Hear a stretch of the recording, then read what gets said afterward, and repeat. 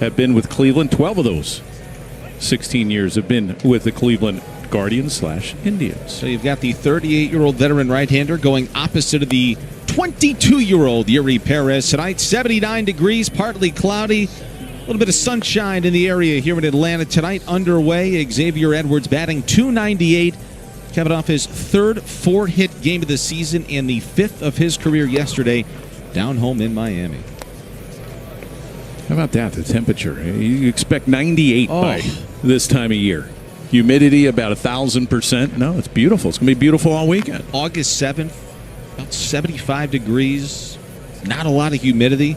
Beautiful night in Atlanta, Georgia, as Edwards swings and misses at a fastball. What a day yesterday for X. Pretty good homestand as well. 9 for 26 at the plate. 2 doubles, 2 RBIs, pair of walks, and a stolen base as well. Well, like we mentioned in the Open, a .298 average. That's tied for 4th with Frelick from the Brewers. You got to wake up and look. I mean, I played with his dad in the minor leagues. You got to be awful proud of your son. You're looking at the top 10 in average, and you see your son right there. And X sees his name right there, 4th in baseball. I agree with you. He is the catalyst. He makes this thing go more often than not when he gets on, especially leading off games and innings. He finds a way to score. 3-1 is popped up. Right side of the infield. Ozzie Albies is there. I saw him at breakfast this morning. He puts the squeeze on out number 1. Well, let's look at the scouting report for Carrasco. You've got to get ahead because he doesn't have that fastball like we talked about. The 95 to 96. He's in the low 90s now. He needs to mix it up. He's got the curveball, the changeup that he throws quite a bit. Also the slider. A lot of sliders now from Carrasco. That's been his most dominant pitch. And he's really carved out a nice career for himself. We mentioned the 16 seasons. There's a topper to first by Kyle Stowers. Olsen picks it up, steps on the bag, quickly 2 out. Well, let's look at the racetrack defense for the Atlanta Braves real quick before we talk about Carrasco's career. Profar in left. We have Harrison center, White in right.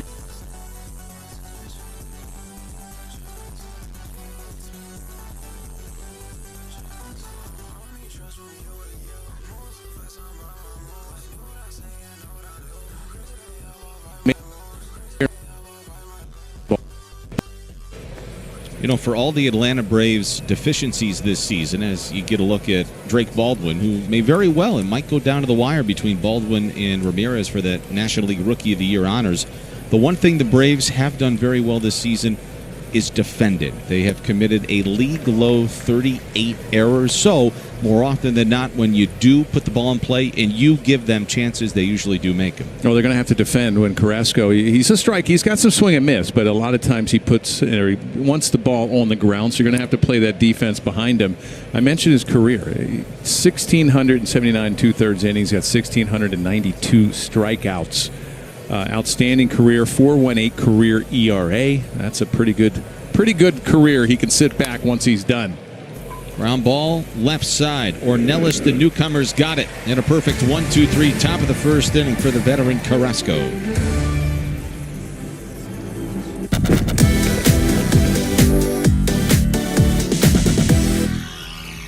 And you're just too stylish to have superstitions. Zero. I can't do it. Too many colored cleats, too many gloves, too many webbing gloves, too many bats. I do put on my right glove first, then the left, then the thumb guard, then I put on my leg guard, my elbow guard. Anything you put on first? Nah, not really. Nothing? Nah. I like to say I'm not superstitious, but a little stitious. like build this for them and spend the last year of coming up with this concept and getting it off the ground and getting everybody here. Like, it just feels really good to have everybody coming and experiencing the thing that we've been working so hard on. To be able to like take the experiences of Comic-Con and add that to a card show just is really fulfilling, because as somebody who grew up going to card shows and still goes to the same card show in the same church basement in Trumbull, Connecticut every month, like, it's great. Card shows are amazing, but to be able to add all of this experience is what makes this great.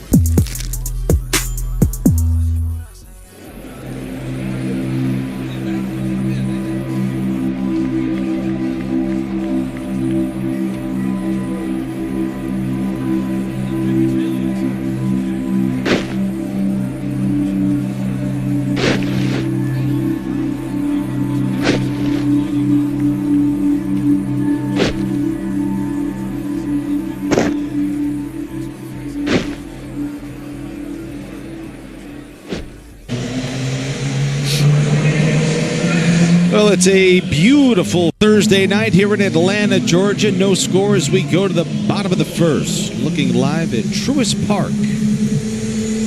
Ocean Bank starting lineup for the Atlanta Braves tonight. That'll be Profar, Olsen, and Baldwin at the top, followed by Ozuna, Harris, and Albies, White, Ornelas, and Allen round out the starting nine for Brian Snitker's Atlanta Braves. And again, they are 47-66, 19 games under 500. On the mound for the Marlins, it is the 22-year-old right-hander Yuri Perez, who, if you go back to the start of July, over his last 34 innings, he's surrendered 4 runs, 15 hits, 8 walks, and 37 strikeouts. He has been fabulous. Yeah, great numbers. His last outing against the Yankees, 6 innings of shutout baseball. He did it in 88 pitches. Opponents are hitting 166 against Perez this year. First offering to Jurickson Profar. Fastball in there for a called strike in all likelihood. And stating the obvious here, the Braves are not headed towards a postseason berth in 2025. He does not have to worry. He is in Profar about his postseason eligibility after he served a PED suspension earlier this season.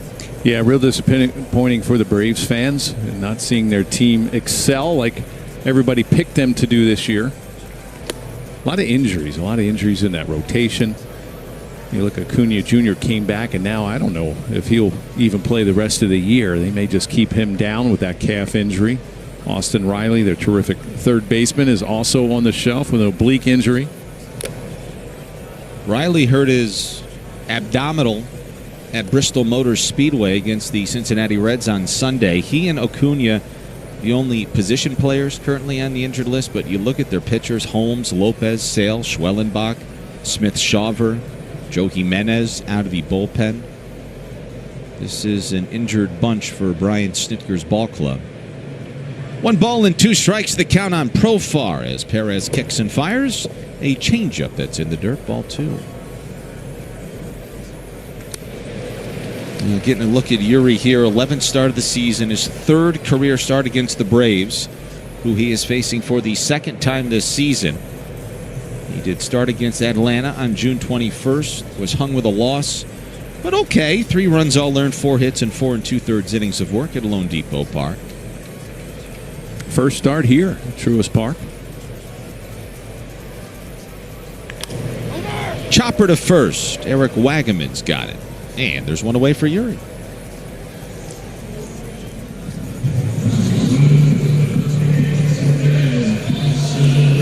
Well, let's look at that racetrack defense for the Marlins. You have Stowers in left, Marcy back in center field, Johnston in right.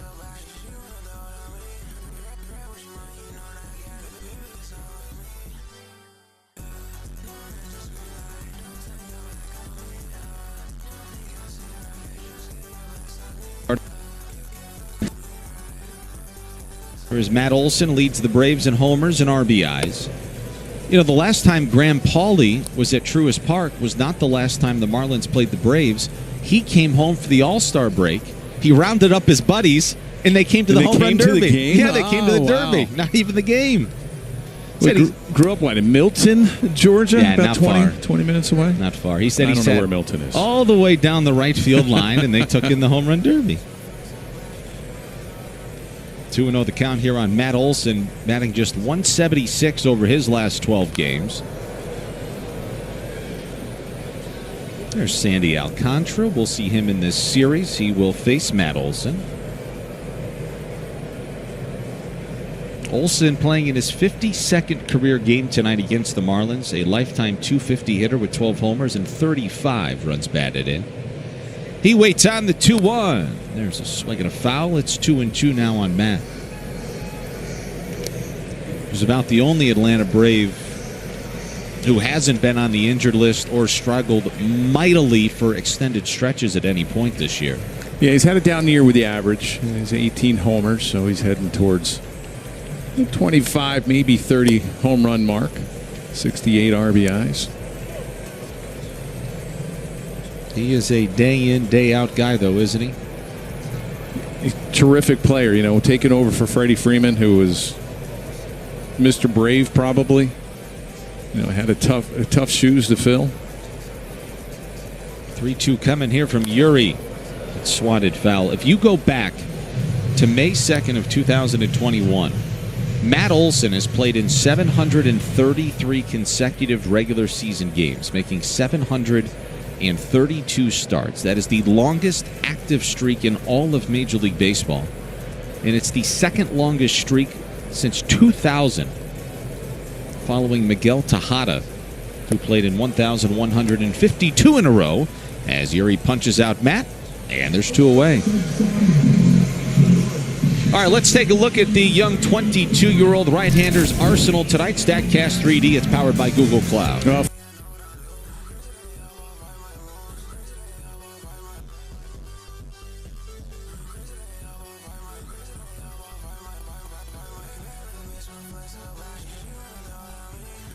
It's 120. How about that? Better now, Drake Baldwin. How about this? You know, there's been so much talk about that young man, Jacob Mizorowski, with the Milwaukee Brewers. Yuri is younger. Yes. Isn't that amazing? We were chatting earlier. We got off the bus with him today. You're what, 6'6", 6'7"? Yes, and yeah, walking past him, there's no way he's 6'8". He's got me by at least 3 or 4 inches. It's a tall drink of water. There's a fly ball in the air. This is clobbered deep right center field. Johnston's back. He'll give it a look, and it's gone. Drake Baldwin with his 12th homer this season gives the Braves a 1-0 lead here in the first.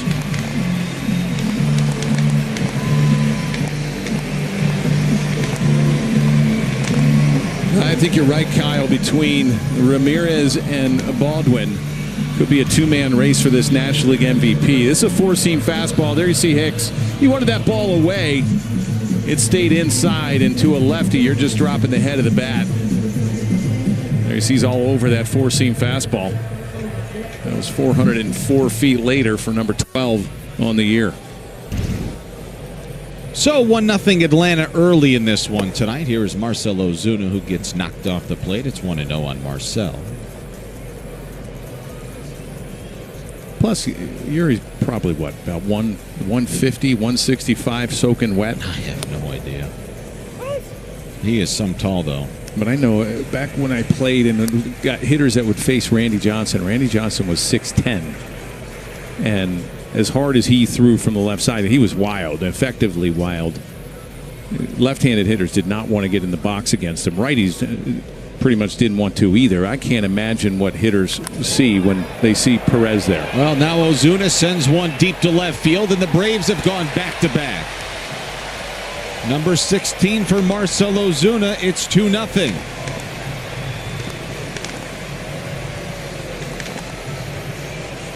First home run since July 29th in Kansas City for Marcell. And his 19th career homer against his old ball club. Well, I might be a little surprised that he's still a Brave. He's in his walk year, and I thought maybe he would have been moved. He got his sweeper. There you see just hanging over a little cement mixer out over the middle of the plate. Did not go down and away like that sweeper's made to do. He was out in front of it, but he's a strong guy to be able to put it out in that Marlins bullpen. 7th time the Braves have gone back-to-back this season. Here's Michael Harris, and he flies one on the infield. That's a big league pop-up. Wagaman gives way to Edwards. The inning is over. Damage done. 2 in the first for Atlanta. They lead 2-0 early.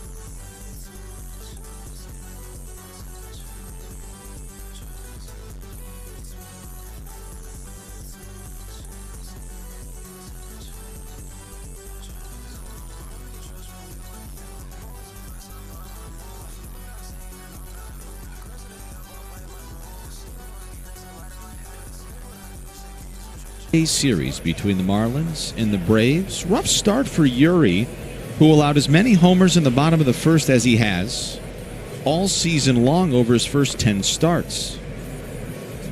Braves go back-to-back. Marlins chasing 2.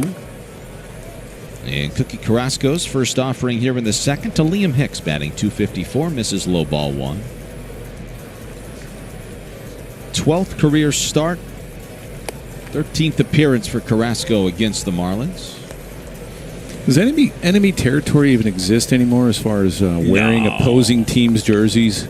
Everybody's too friendly these days, yes. Aren't they? 2-0 coming to Hicks. Set the D's for a strike. Used to be you didn't want to be caught wearing a visiting team's jersey at a home park. That's a good point. Or a hat. Now they let you off the hook.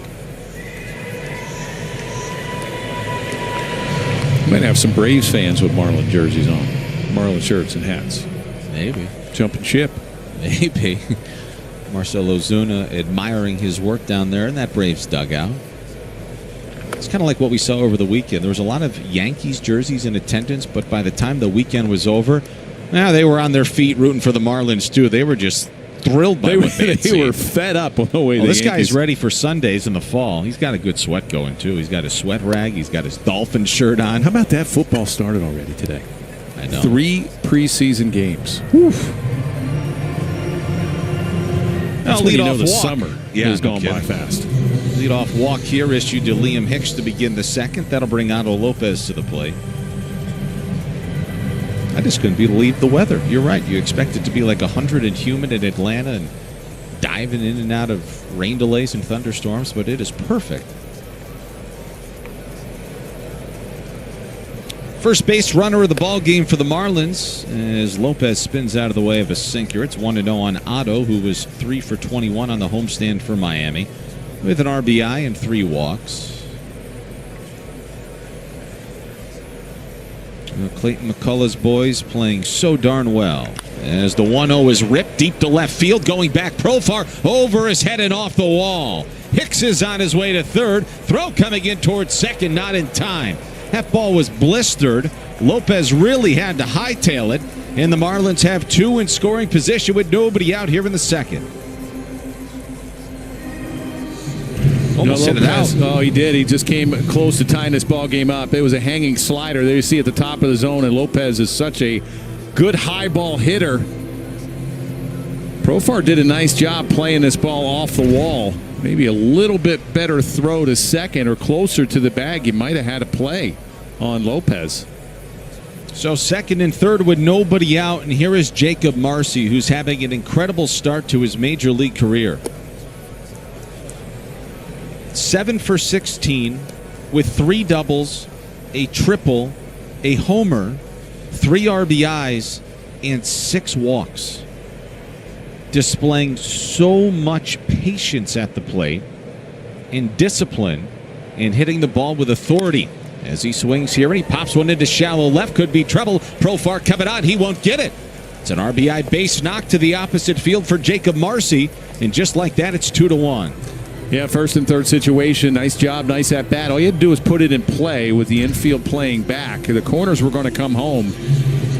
Did get great wood on it. It was a four-seam fastball that was up, and he was able to serve it into left field. There, Lopez had to hang just in case Profar came up with this. He wasn't going to get it. No sense of trying to risk scoring from second.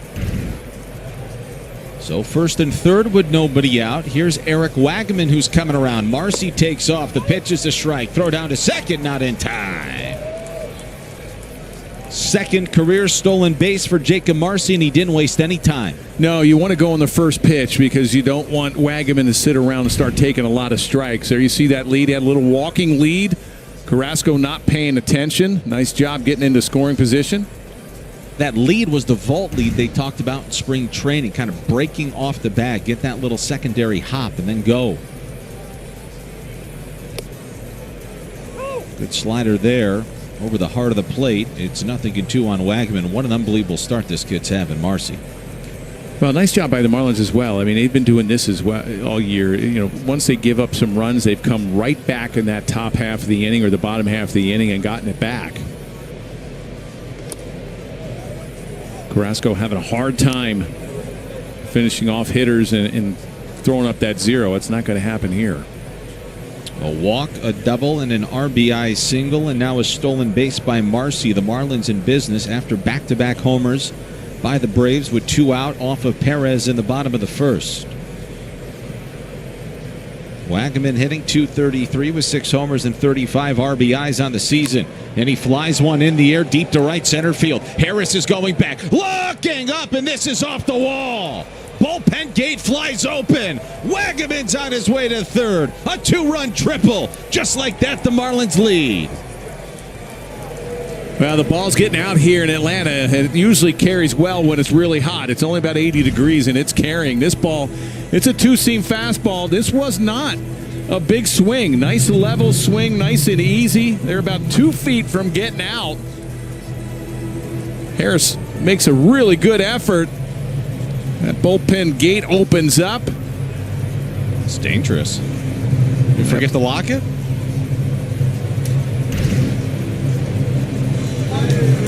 Nice job by the Marlins putting pressure. That infield for the Braves going to have to come in now. Rick Kranitz out there having a conversation with the veteran righty Cookie Carrasco. A walk, a double, a single, a triple. Marlins are a homer shy of hitting for the cycle here in the second. And Troy Johnston will be the batter. If at some point tonight they'd like to close that gate, they're more than welcome to do so. You know, Eric Wagaman had been going really bad, Nelly, for a long time, and Clayton McCullough had even said in recent days, we're going to stick with him, we believe in him, we feel like it's coming around. There had been so much weak contact on the ground, but he's made some changes, and he's in a much better spot here over the last 7 to 10 days. Here is Troy Johnston making his 6th major league start tonight, and he waves and misses at a curveball. It's 0-1. If you're Johnston, you're not going to go, Wagaman's not going to go on contact with nobody out. He's going to have to make sure that the ball gets through the infield. And if you're Johnston, you just don't want to be overly aggressive. That first pitch was a breaking ball, that curveball. Got a little too aggressive on the first pitch. And he grounds one softly to the right side. Wagaman will stay at third. Johnston is out. There's one away, and here comes the hometown kid, Graham Pauley. Now the infield will stay in. This time Wagaman will go on contact. Not like it used to be. You used to have to wait for that ball to get through the infield. Now with one out, it's almost an automatic that runners from third take off. So here is Graham Pauley, who found his power stroke once again yesterday. And he watches a first pitch breaking ball for a strike. Graham's been pretty good since he's come back from AAA. In 17 games, hitting .250 with a .348 on base percentage. Infield stays in. It's got to be special. Playing at Truist Park. I wonder how many tickets he had to leave today. Did you find out? He could be playing for free. I do not know. Should have asked. It's on me. Good eye. Changeup missed outside. 2-1 on Graham. Double homer, 2 walks, 3 for 11 on the homestand versus New York and Houston. Those two will begin a big series tomorrow night in the Bronx. Here in Atlanta tonight, 3-2 Miami. And a fastball misses inside with Edwards on deck, ball 3. Hey, this is the showcase game tonight, Nelly. This is the latest starting game in Major League Baseball. One of just 4 games on the docket today.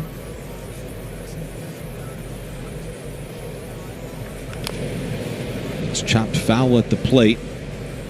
And let's take a look at the home run from Graham Pauley yesterday. He yanked it into the Astros bullpen in right field at lone.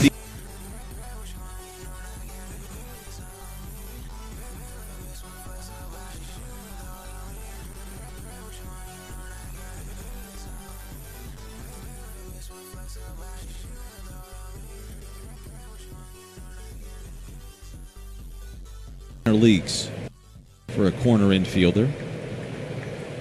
3-2 coming. He yanks it foul. This is already the third 3-ball count of the night for Carrasco, moving through the order for the first time with Edwards, the leadoff man, on deck.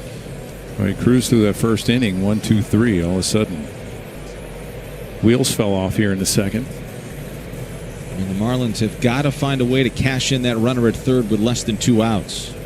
And again, a 3-2 pitch, and Pauley hits one in the air, deep to right field, headed back into the corner is White, and gone!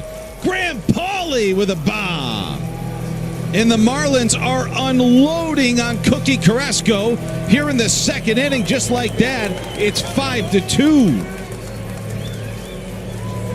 A center cut sinker that time. Well, you started talking about the power numbers in the minor leagues. Well, here, last 10 days, he's starting to bring that power back. There's a sinker. He pulled those hands in, pretty similar to those last 2 home runs that he's hit to the pull side. It just gets out over that chop sign out there in right field.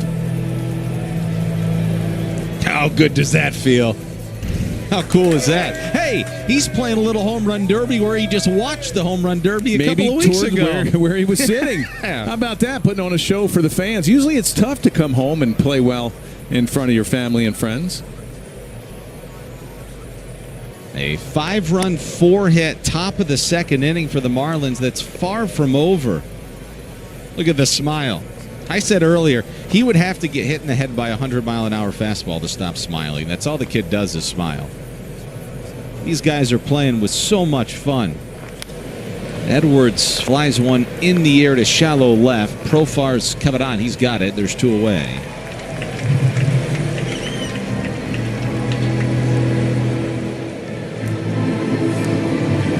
Well, they're putting together some really good at-bats against Carrasco, and he's got to find the zone, because if he doesn't, this is what happens. He doesn't have the overpowering fastball. He's about 91 to 92. He throws the changeup and the slider a lot. If he's not throwing strikes for those pitches, he's got to come back over the middle with that fastball, and the velocity's not there to get it by hitters. Second trip to the plate in as many innings for the Marlins all-star outfielder Kyle Stowers, who played in the Midsummer Classic last month here in Atlanta. And he lines one the other way and a base hit with 2 out. He was part of Major League history last month, part of the first ever swing-off, and he had no idea he was going to participate in it. Well, there's a real nice look at a changeup down and away. You could have easily been out in front of that pitch. Instead, he stays back nicely and shoots the ball the opposite way into left field.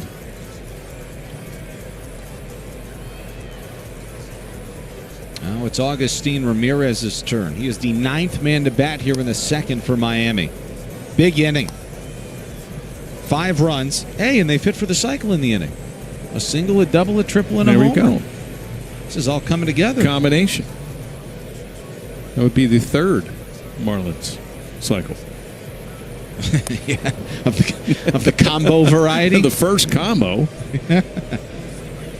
It is the 3rd time in as many seasons, although obviously this doesn't count. But remember, he had a rise in 23, Edwards in 24. In the combo half-inning cycle in 25.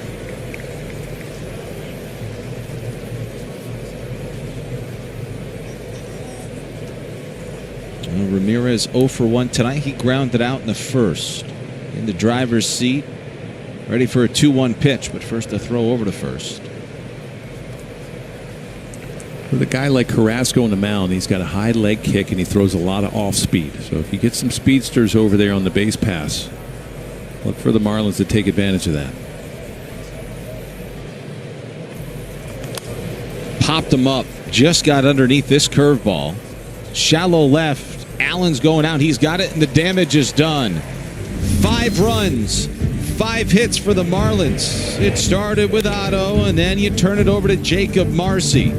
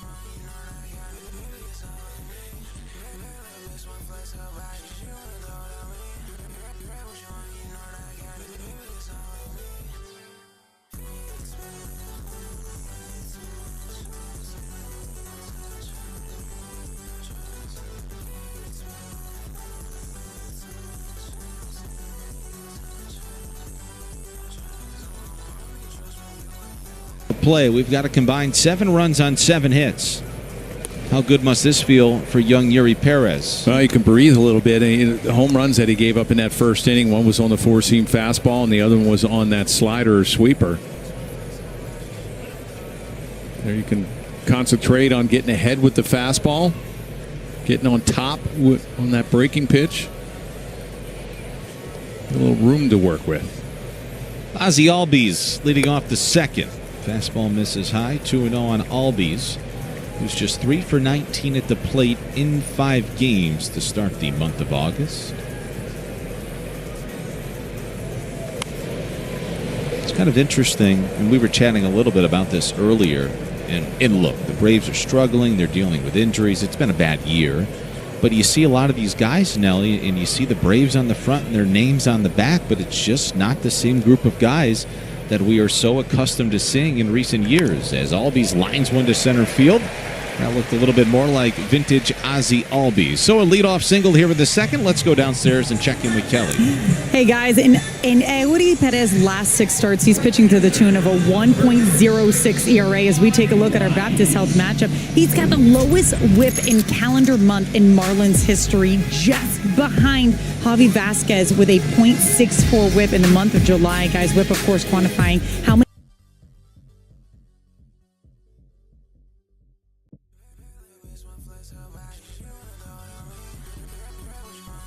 going well early.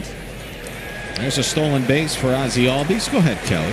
Even when things weren't going well early, guys, where he had a +6 ERA in those first 4 starts, it was those at-bats where he just wasn't putting away hitters, allowing foul balls, and at-bats were dragging on. And we just kept on fighting. He said now he's learning how to put hitters away and pitch deeper into games. But what impressed Moskis most is his maturity and his willing to work every day. He said that Eury's been open-minded and willing to try just about anything. Well, thank you, Kelly. It's been a fabulous comeback from Tommy John surgery for the Marlins' 22-year-old right-hander. He's given up a leadoff single, and Liam Hicks just allowed his 35th stolen base of the year, but Albies stole that more off of Eury. Right, and even down 3, they're going to continue to run, especially early in the ballgame, the Braves are. And you can on Eury because he has such a high leg kick at 6'8", 6'9". They're going to test you. And to me, when he was going really poorly in the beginning, and it's just getting reps and getting back on the mound, and it's just being convicted, and the intensity level slowly increases. And then when he's had this run of the last 6 starts, you could see the intensity level at each pitch. You know, sometimes he's been guiding the breaking ball. Right now in the first couple innings, it looks like he's still trying to feel his way with the changeup and feel his way with the breaking ball. So the intensity level's not there. When he gets ahead, the slider's really good. But when he tries to get back into the count with that breaking ball, he kind of guides it on occasion. And you need to have that same intensity level no matter what count. That slider just missed low on Eli White. Seems like Eury may be a little bit frustrated he didn't get that call that time. And Eury, he really falls off to the first base side. And once he releases the ball, he's well over to that first base side of the mound. 3-2 coming here to Eli White. And he flies one to center field. Marcy's got a beat on it. And he makes the catch. There's one away here in the second. It's already 30 pitches, though. He's got just 4 outs in this game, so he'll want to start to be a little bit more efficient. Batter now for the Braves is going to be a young man that was purchased by the Braves on May 24th from the Texas Rangers. That would be Jonathan Ornelas, playing in his first game as an Atlanta Brave tonight. He was recalled on August 4th for the first time this season. He actually got to go to Bristol. He was appointed as the additional player for the original date of the MLB Speedway Classic. And acquired from Texas on May 24th in exchange for cash considerations.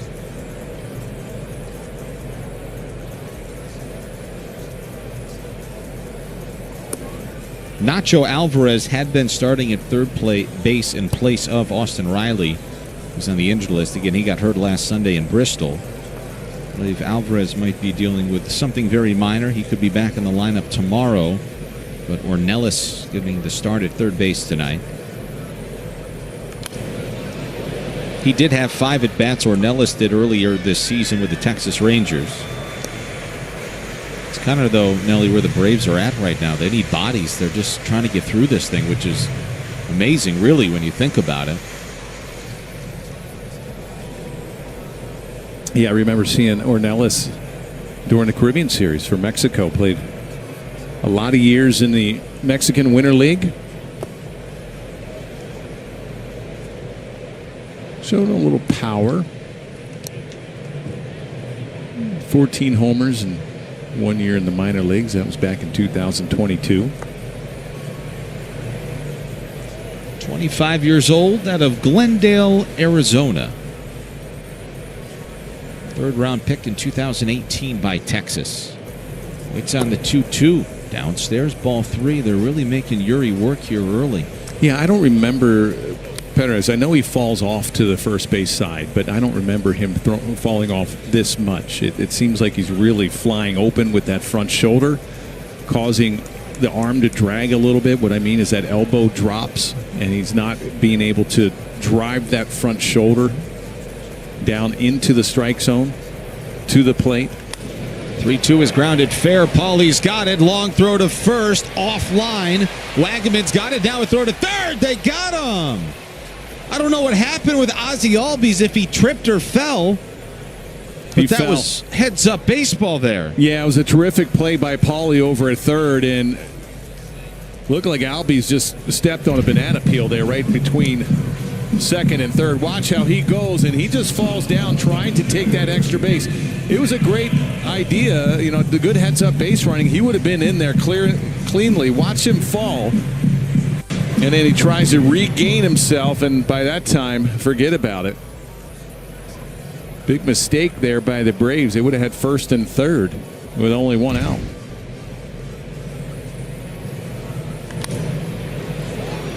There's a pop-up behind the pitcher's mound. Lopez has got it, and just like that, the inning is over.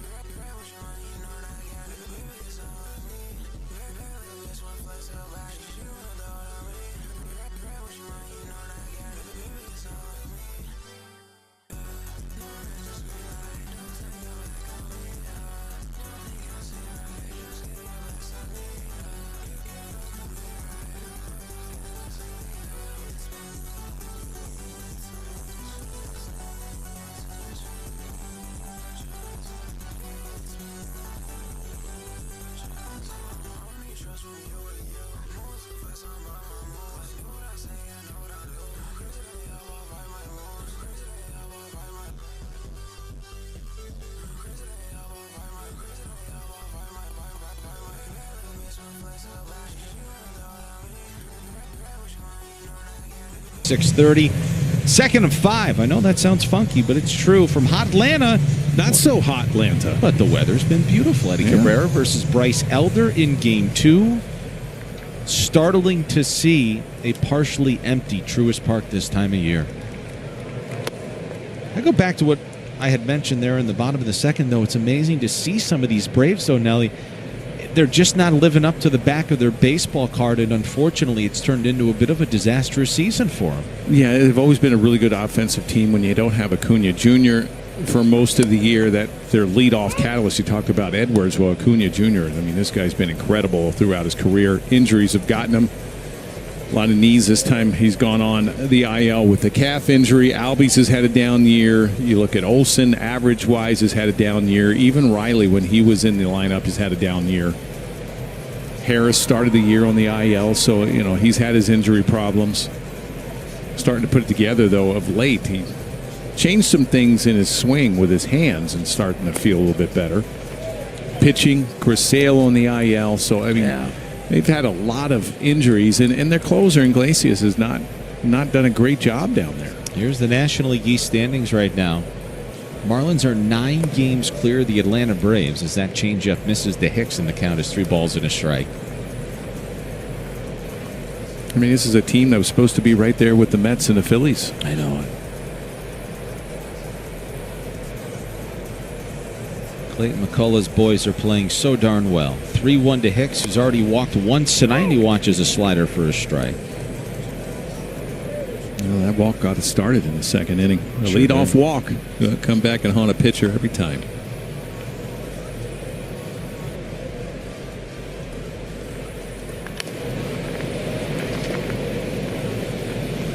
Let's take a look at tonight's Toyota trend for you. We have talked so much about this run for the Marlins. Look at the National League East records going back to June 22nd. Marlins are 26-12. The Phillies are 19-18. That would be a healthy lead in the division. Yeah. And there's ball 4 to Liam Hicks. He's on base for the second time tonight. It's pretty crazy. Second consecutive inning. And Liam Hicks has led things off with a walk for the Fish. Well, if you're the Marlins and you're throwing out the starting rotation that you are against opposing teams, they have a really good rotation, and it's going to be tough to beat them.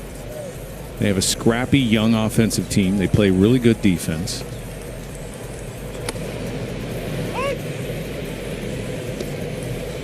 Thought it was interesting. You know what Clayton McCullough said earlier today in his availability when he was asked about how they were going to beat Carrasco tonight? And it's not just Carrasco. This is what they're doing every night. We want to stress them out as much as we possibly can.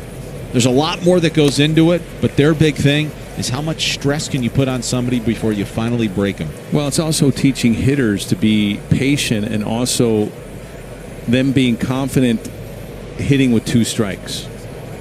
You know, if you looked at years past, what are you seeing coming out of the on-deck circle? A lot of first pitch swinging. Yep. You know, not a lot of hitters had very many patience, and you were seeing a lot of early outs. You know, now you're seeing a little bit of the opposite, where you're seeing deep counts. Well, they said Lopez went around on that curveball, so he's down on strikes. That is the first strikeout of the ball game here for Cookie Carrasco. Let's get another look. A side profile. Ooh, I'm not sure about that. Boy. That'll give us a moment to let you know the umpiring crew tonight. Chris Guccione's got the balls and strikes behind the plate. Chad Whitson, who just rung up Lopez, is at first. Edwin Moscoso's at second. David Rackley's at third. Pitch misses inside to Jacob Marcy, who singled home a run and scored a run himself, as well as stole a base in the second. It's hard to teach young players, young hitters, to be patient at the plate, especially coming up to the big leagues and trying to establish themselves as a major league hitter. The only way sometimes to do that is like, okay, I got to be aggressive early, and if I see some fastballs early, I'm jumping on them. And they haven't been doing that, and they've still been really productive at the plate, getting into deep counts, hitting with 2 strikes, putting the ball in play.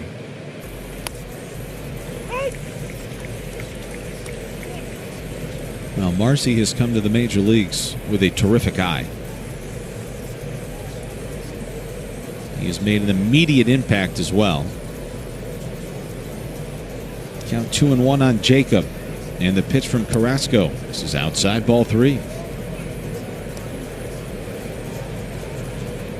There have been a couple of broadcast crews of late. I know Michael Kay and Paul O'Neill were talking about it. The Milwaukee Brewers broadcast crew was talking about it. How aggravating it's been to play the Marlins because they have such a good eye. They're so patient at the plate. And Jacob Marcy's 2 for 2 tonight. Now 9 for 18, hitting .500 to start his major league career. That is unbelievable. Well, this time he gets a changeup up in the zone, and he just, nice easy swing.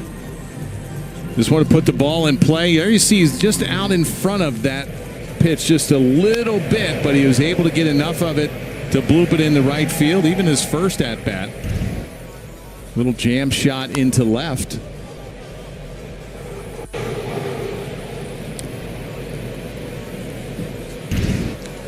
Let's watch this swing and how he's out on his front foot. Watch, he's out on his front foot, so he's beat, but he's able to get enough of it off the end of the bat. Wasn't hit very hard.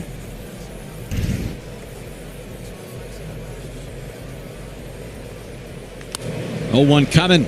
And Wagaman flies one to left. Profar's got it measured. There's 2 away here in the third with 2 on. Let's get you a quick word from FPL. At FPL, we plan for storm season all year.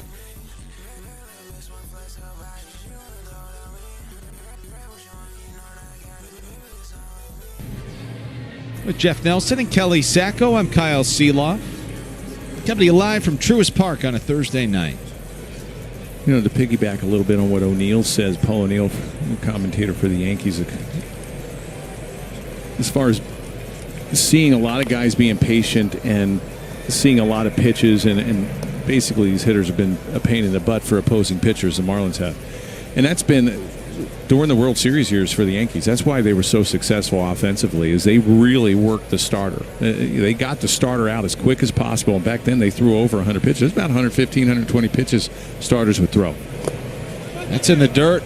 It gets past Baldwin, and both runners will advance. And you get into that early part of the bullpen. Usually a lot of bullpens will have good setup guys, good closers, but you get into the early guys, the ones that the long relievers or the ones that are mop-ups, that's where you have your success. Get the starter out there. Well, that's what the Marlins have done. They've been able to get into bullpens early. There's some bullpens around baseball that are pretty good. I mean, they saw one with the Padres, or a lot of those guys out there are lights out. But if you can get the starter out. Johnston dribbles one to second. That'll retire the side. Marlins come up empty here in the third.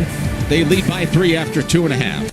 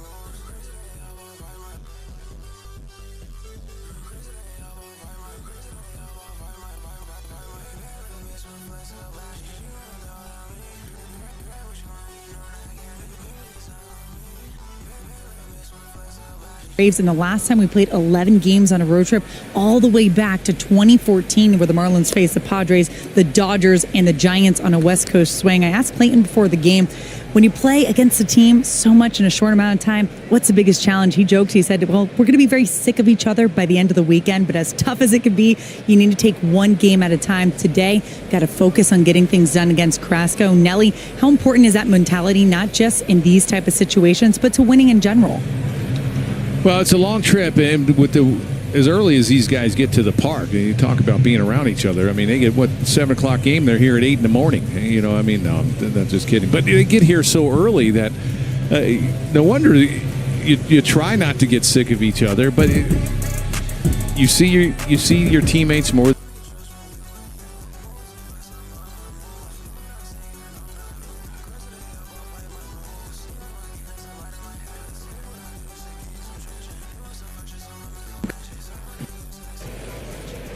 Jurickson Profar leading off the third. The count 0-2. You know what else is really nice? With a young team, they're like Teflon. So these long road trips for old veterans, you get a little cranky back starts. These guys are 22, these guys are 24, let's 5 rock years and roll, old. man. Let's go. Let's have fun. Although, the road trip hasn't necessarily got off to a great start. Here comes the 0-2 from Yuri to Profar. And he bangs one to left center field pretty deep, but Marcy's there, and there's 2 away. Kelly was pitting these guys against one another.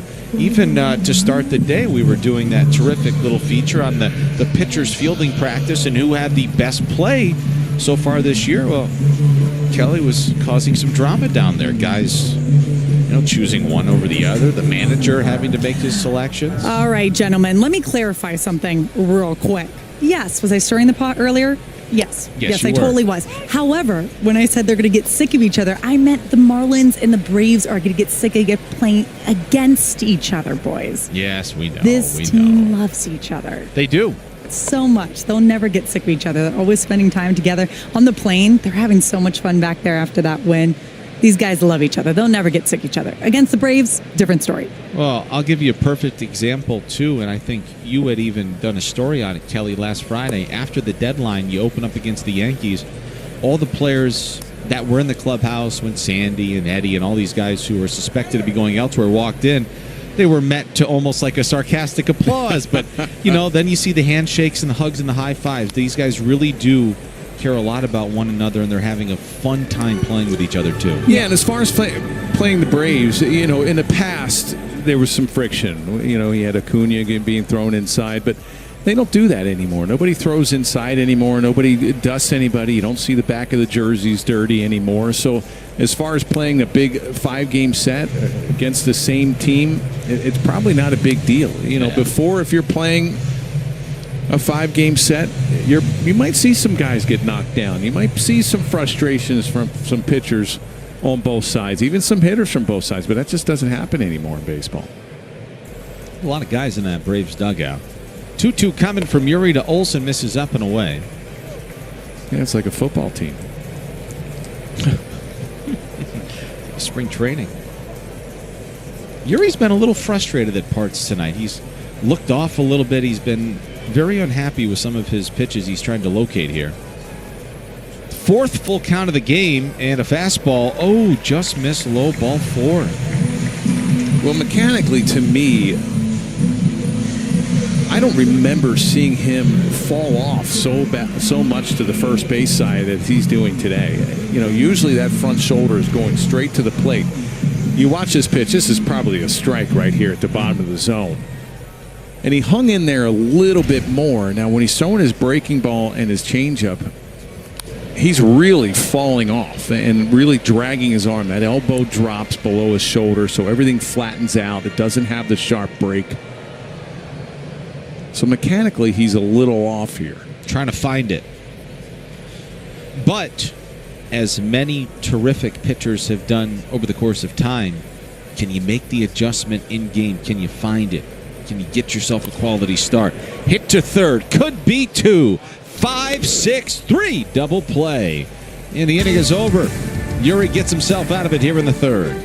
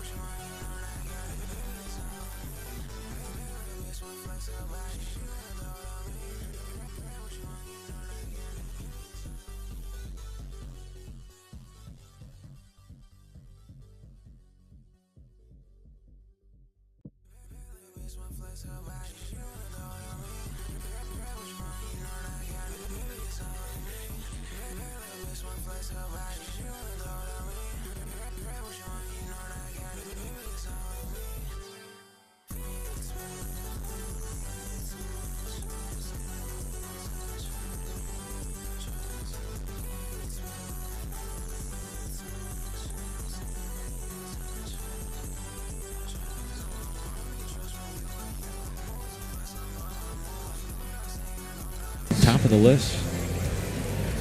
All right, 5-2 in favor of the good guys. We go to the top of the fourth inning. Graham Pauley at the plate, and Pauley walloped a 2-run homer into the bushes above and below the chop house and above the wall in right field back in the second. So he's homered in back-to-back games for the third time this season and for the third time since his recall not long ago from AAA Jacksonville. Sometimes all young players need is a chance and an extended look to really get going, and maybe this is the opportunity for Pauley. Unfortunately, it comes at the cost of losing Connor Norby, but hey, here's your chance. What can you do with it? Well, when Norby got healthy, Pauley went back to AAA, and now Norby's on the shelf again. What do you think? Maybe sees the last couple weeks of the season? Potentially. This is grounded out towards second. Albies has got it. He throws out Pauley, and there's one away. And now a message for you from Doral Kia. Doral Kia is loaded with over 500 new Kia models in stock now. Test drive a new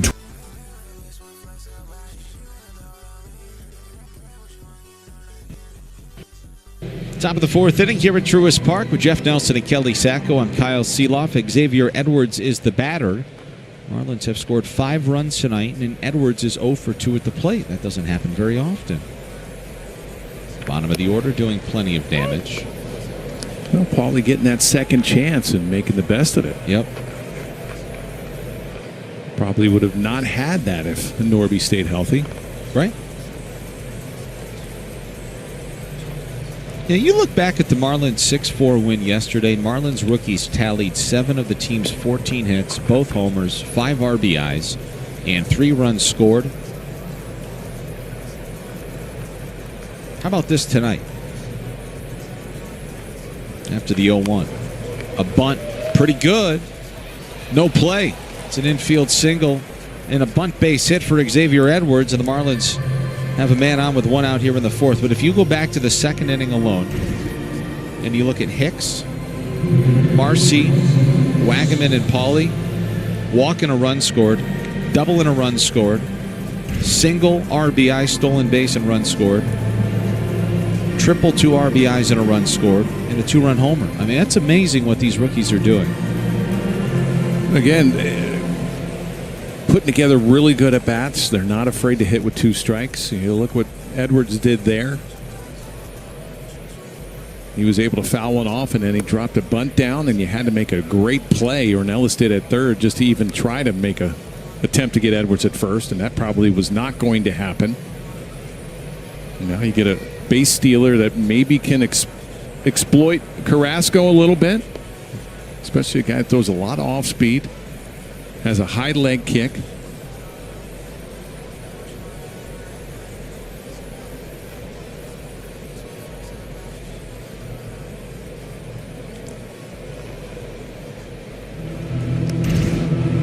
Here's another look at that bunt base hit. Well, he makes it look like the third baseman. See how he brought that leg up like he was going to get ready to swing, and then he all of a sudden squares around, drops down the bunt. Carrasco is very easy to bunt off of because he doesn't have that overpowering fastball. Watch how he lifts that leg like he's going to swing, and then he just drops it down. There, Ornelas, with 1 strike, he all of a sudden moved back into the dirt.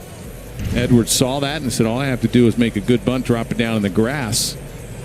And he's going to beat that out for a base hit. Yeah, you're right. He said, thank you very much. I'll take a knock. Another throw over to first, and he dives back in safely.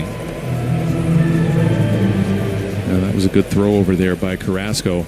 And Edwards just got back. Let's see if X wants to go now. He leads the team with 18 stolen bases this season. Doesn't go, and the pitch. Fastball missed outside, ball 2. Well, this start here for Carrasco tonight, a far cry from his first with Atlanta when he put together a quality start against the Cincinnati Reds. 6 innings, 3 runs, 7 hits, 2 walks, 5 strikeouts on the 31st of July. Now Stowers watches a sinker, low, ball 3. 5 3-ball counts now for Carrasco tonight, and Yuri's having some issues of his own, but he's managing it much better. Now, Carrasco can't live down the middle of the plate. He's got to pitch to the edges. He's got to be able to get his breaking stuff over.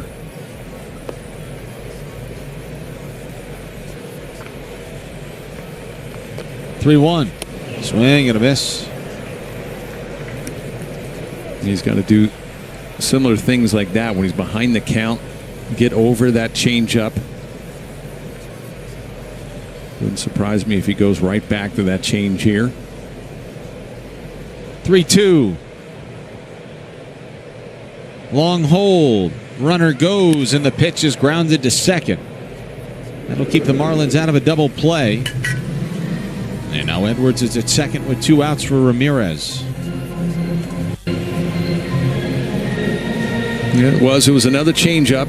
Threw it 3-1, threw it 3-2, was able to get a ground ball out of it. There you see that changeup and then the big jump by Edwards. That was an easy 4-6-3 double play that would have ended that 4th inning if Edwards wasn't on the move.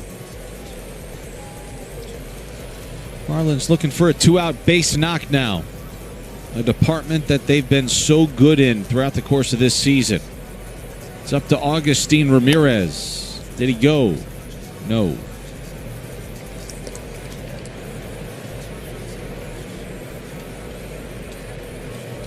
Marlins have been playing well on the road this season too. 28-26 away from Lone Depot Park. Marlins 3 for 6 with runners in scoring position already tonight. There's a line drive into right field, down for a base hit. Edwards is going to try to score. Throw coming in towards the plate, not in time. He didn't even slide. It's 6-2 Miami. Hicks was hanging around the on-deck person. He was hanging around home plate. You got to get into a position. This is just a pitch, a sinker that was up, and Ramirez just took it the other way. White has a pretty decent arm in right field. There you see. Nowhere do you see Hicks. Hicks has got to be close to home and telling Edwards to get down. Well, he actually does, but he's got to be a little bit more over so Edwards can pick him up. And you got to be really dramatized about telling that person to get down. It's pretty tough when you're holding your bat and you're just waving one hand to get down. Sometimes you'll even see the on-deck batter like really get belly down. They'll really belly flop on the ground to tell him you've got to get down, you've got to slide. And you got to get in a position where the runner can see you. I don't think Edwards could pick up Hicks there. Hey, give credit, too. That ball was ripped into right for Blake Lally, or to Blake Lally, for doing his scouting report and homework. It was a pretty good throw from Eli White, but he doesn't have a great arm in right field. And Blake Lally knew, hey, 2 outs, I'm going to force the envelope here. Yeah, 2 outs, you got to make a play anyway, regardless if you have a real good arm in right or not, or even left. You got to make them throw you out at home. It's got to be a perfect throw to get a speedster like Edwards. I was chatting with Blake the other day. He told me to look this up. I can't. I don't know how to do it. I don't even know if it's available. He said, see how many times I have not sent the runner from second on a base hit this season with 2 out. He was confident that he hasn't held anybody once. Well, you shouldn't anyway, unless it's really, really shallow when you're going to leave a runner hanging out to dry. You don't really have a lot of Clydesdales in this lineup that are slow. You know, you have some guys that can run. And when there's 2 outs, you got to make the opposing team, the defensive team, make a play at the plate. 2-2 to Hicks. Flown foul deep down the right field line. Let's go back and take a look at the play at the plate. Let's see if we can find Liam Hicks. Well, Hicks has got to get way to the right, a little bit further. See, Edwards can't really see him. And with the left hand on the bat and maybe like a little wave like you're calling a cab there in New York City, that's not going to work.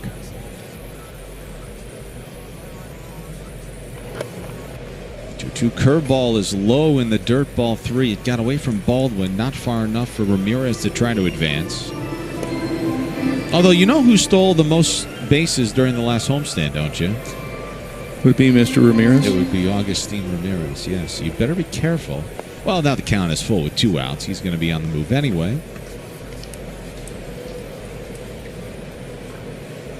So the runner will go, and the 3-2 pitch is chopped softly right side. Inning over. Marlins get a run on 2 hits. After 3.5, they lead 6-2.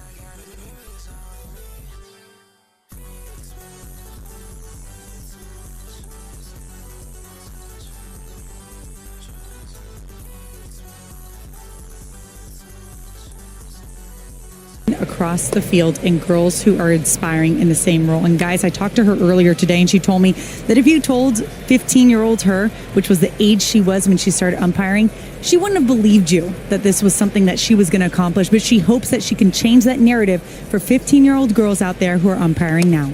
All right, Kelly, thank you very much. Looking forward to that. So she will be on the bases beginning on Saturday, and Jen will then be behind the plate, on Sunday. I do have to wonder, if the commissioner will be in attendance. That is a very notable achievement, obviously, the first time ever in the history of the game, as that sweeper misses inside to Marcell Ozuna. But hey, a little history this weekend here in Atlanta. Yeah, I wonder if Mr. Manford's going to be in town. A little short trip from New York down to Atlanta. It's one you did this morning. I did. Ozuna flies this one to right. Johnston coming on, and in foul territory. He's got it. There's one away here in the 4th. I was looking up those numbers. Ozuna against the Marlins. He was hitting .310, 54 RBIs. That was his 55th, and you mentioned the 19 homers. I tell you what, he's likes hitting against his ex-team. He's had a great career. Remember, it was just a couple of years ago. It was when he was in Miami that he totally turned his season around, because the narrative going into Lone Depot Park was, are the Braves on the verge of just DFAing him? It was going so poorly as Harris carves that foul, and really you go back, over 2 years now to the middle of the way or early on in 2023. He's been unbelievable. Yep. It was a little surprising, I think, to many that he was not dealt at the deadline to a contender. He also has 5'10" rights, so he could have foregone any potential deal, as the changeup is tipped foul by Harris. It's 0-2. Michael Harris II has 4 home runs post All-Star game. That is the most on this Braves ball club. Would it be if Riley and Acuna were healthy? I don't know. The facts are the facts as Harris bounces one softly towards first. A race to the bag, and Wagaman beat him 2 away. Well, Yuri's settling in. It feels like he's been a little uncomfortable in Elliott Parks tonight, but he's getting through it, and he really has settled down after the back-to-back homers with 2 outs in the first. Yeah, a little bit better in this inning mechanically. Where he gets in trouble is when he really falls off to first base, especially on the breaking ball. The fastball, he's really convicted, and you see that front shoulder, and he's driving it to home plate, and he doesn't fall off as much. There's a fly ball to right. Johnston going back a step shy of the track, and a perfect 1-2-3 fourth for Perez.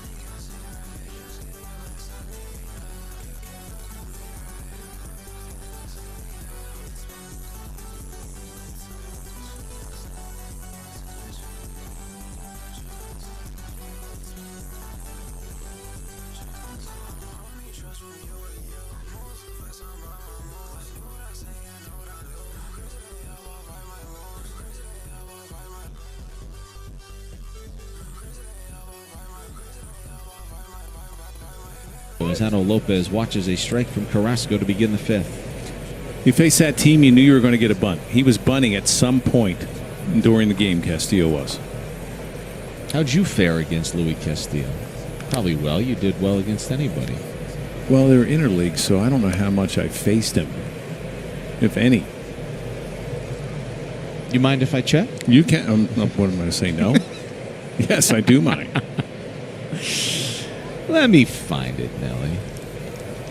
Here's the 0-2 to Otto, and he swings and misses on that changeup, and he's punched out once again here tonight. That is the second time that Otto has struck out. Now that's on that changeup. Little split change, good downward action, and he stayed back nicely, got on top of that ball. You know, he threw 10 pitches in that first inning, Carrasco did. The next 371 going into this inning. That's how much he's struggled. Him and Castillo and Juan Pierre, you know, we'd go over the hitters meetings and when we go in and play the Marlins. And it was just basically, hey, whatever you did, try to keep those two off the bases. Well, Castillo, or Carrasco, has kept Marcy off the bases for the first time tonight. There's quickly 2 out here in the 5th. Well, I have excellent news for you, Jeff Nelson. I did not face him. In 1997, first year of interleague, Luis Castillo once in your career, he was 0 for 1 against you. There you go. I owned him. You remember this date? June 13th of 1997? Well, it was in Miami. I know that. And it was a little topper out in front of the plate. The putout went 2-3. It was a Florida Marlins 2-1 victory in front of nearly 43,000 at Pro Player Stadium. Well, if it was 2-3, there was no shot of me coming in and grabbing that ball. Would have been a base hit. You know who your catcher was Joe Girardi, as Wagaman lifts one to left, and Profar goes back, and he's got it. Quick and easy. Top of the 5th inning on 7 pitches for Carrasco.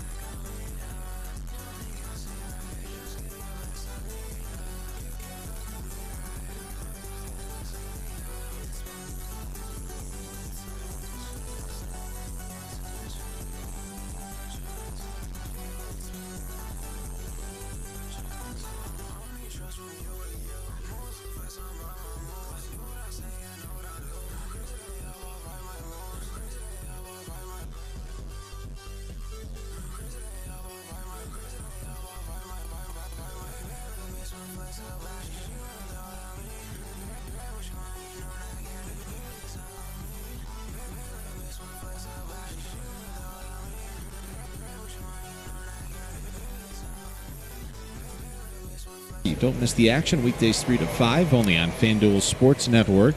I am sure Mike Sr. and Mike Jr. will be asking Pat Murphy about his dietary habits and where he stores some of the food during games, as Eli White lifts one to right center field, and Johnston's got it, and there's one away. What is that? How come we didn't talk about that in the open? Milwaukee? Well, it just happened. It happened after we left Milwaukee. He keeps these little pancakes and pizza in his pockets. For pancakes and what? He folds up pizza and keeps it in the front pocket of his hoodie during games. Really? Oh, yeah. Oh, this is real serious. Little feed bag, little feed pocket? Yeah. What's he, like a squirrel? Just telling you. You look it up, or you could tune in tomorrow at some point between 3 and 5 o'clock. So he has pancakes and pizza in his hoodie. And not at the same time, but if he's having like the little pancakes, he puts them in his back pocket. When he has a hoodie on and there's pizza available, he folds it up and he has it for a snack in game when he needs a bite. Does he like put it in plastic bags, or is it just like the sauce all in the hoodie? He says there's a lot of crumbs in his front pocket. I don't want to speak for him, but this is everything. But hey, they have the best record in baseball record right now. Yes, the first team to win 70 ball games. So I guess the feed bag is working. The feed bag. He's not an animal, as Ornelas lifts one in the air behind the pitcher's mound, and Otto's got it, and there's quickly 2 out. It's now 6 in a row retired by Yuri.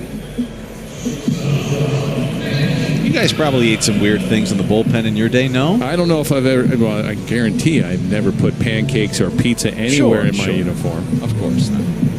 Just a seed guy?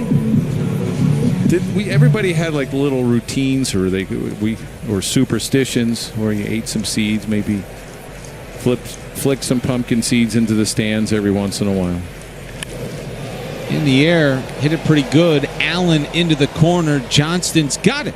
The inning is over. Quick and easy. 6-pitch 5th for Yuri.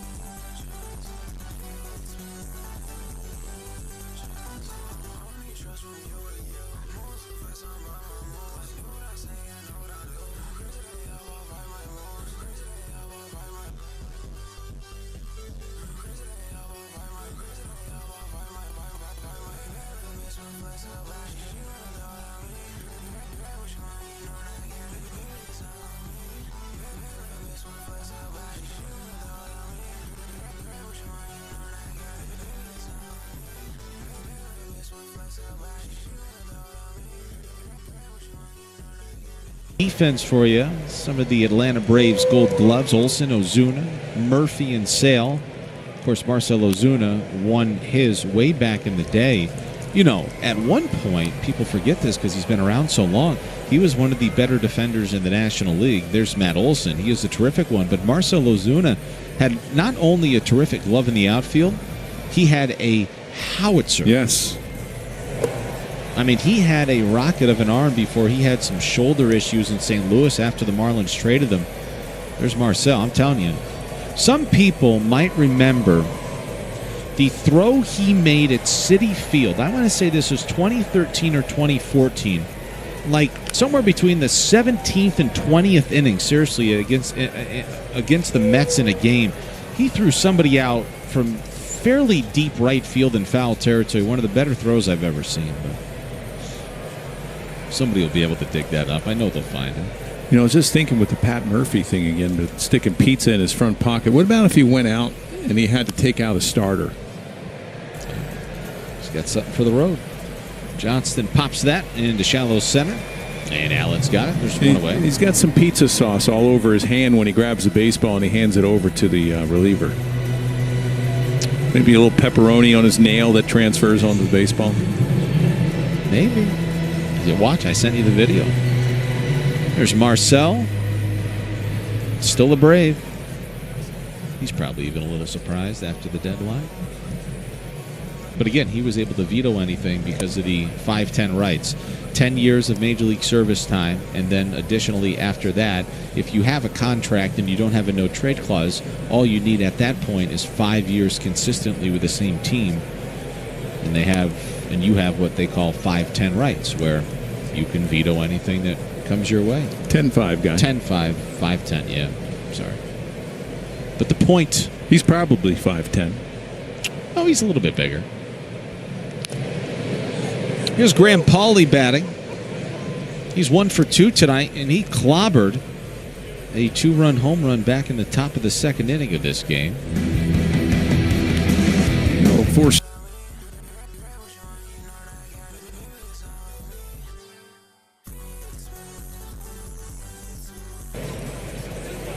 Changeup misses outside to Graham. The count 3 balls and a strike now.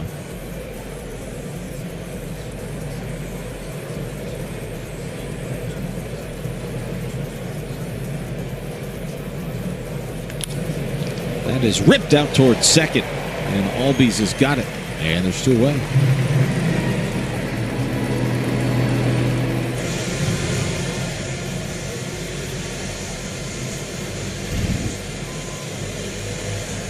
Well, two-seam fastball. There you see Albie's little late call by the second base umpire.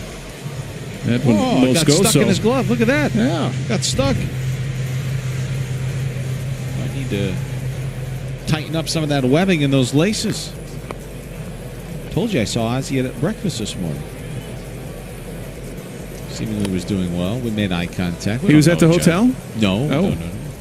He was at one of my favorite breakfast spots in Atlanta called Buttermilk Kitchen. Ooh, that sounds good. Oh, it's great. Southern Comfort. Close to the hotel? 43-minute walk. 2.32 miles each way. Not to brag, I did it both ways. It's uphill both ways, too, believe it or not. In the snow? No, not in the snow. There's a lot of. It's an uphill climb both ways. Yes. Some way, somehow. How's that happen? Well, you go tomorrow, you could find out. There's Xavier Edwards batting with nobody on and 2 out. X dropped down a beautiful bunt for a base hit back in the 4th. We're in the 6th inning of a 6-2 affair in favor of Miami. Now, something to keep in mind, after all of what I guess you could call seemingly Yuri's issues early, he's thrown 63 pitches, and he's obviously going to go back out for the bottom of the 6th, but you could certainly conceivably ask for 7 out of Yuri if he continues to roll here tonight. That's chopped foul outside of first. Meanwhile, Carlos Carrasco just threw his 101st pitch of the ball game. It got a little stressful there in the 2nd and the 3rd. I mean, that's accounted for half of his outing. Well, he gave up those 5 runs in the 2nd. You take that away, he's actually pitched pretty decent. Doing exactly what a veteran's supposed to do. Get you deep into the ball game, eat up some innings. That sounds exactly what you just said, like what we've said a lot about Sandy this season. Right. If you could just find a way to take away one inning. Big inning. And, Sandy will certainly look to do that this weekend. He'll be pitching Game 2 on Saturday night.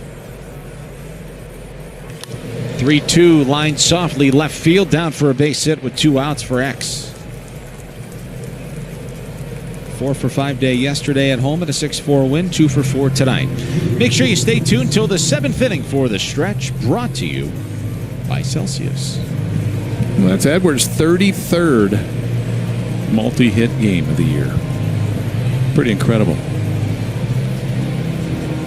Here comes Brian Snitker. He'll take the ball from the righty Carrasco. Dylan Dodd coming in.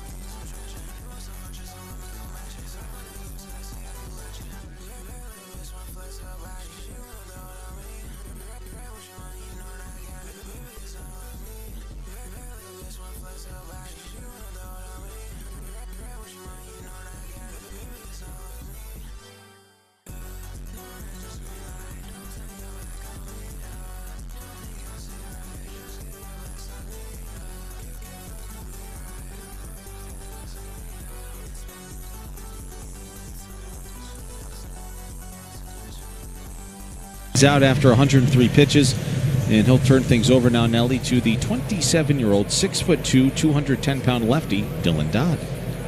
Well, his fastball 93 to 95. A lot of cutters. That's his most used pitch. Also throws a slider.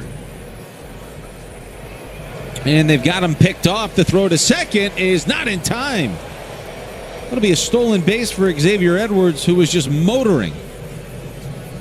Well, that's what you're supposed to do. When you get picked off like that, you just put your head down, you keep running. He doesn't even look. He knows the throw's going over. It's a very poor throw from Olsen. If there was any chance the Braves might look at that, the second base umpire also signaled interference. Edwin Moscoso looked at the Braves dugout and says, "You cannot challenge the play. I've got interference on Lopez," or on Allen out there.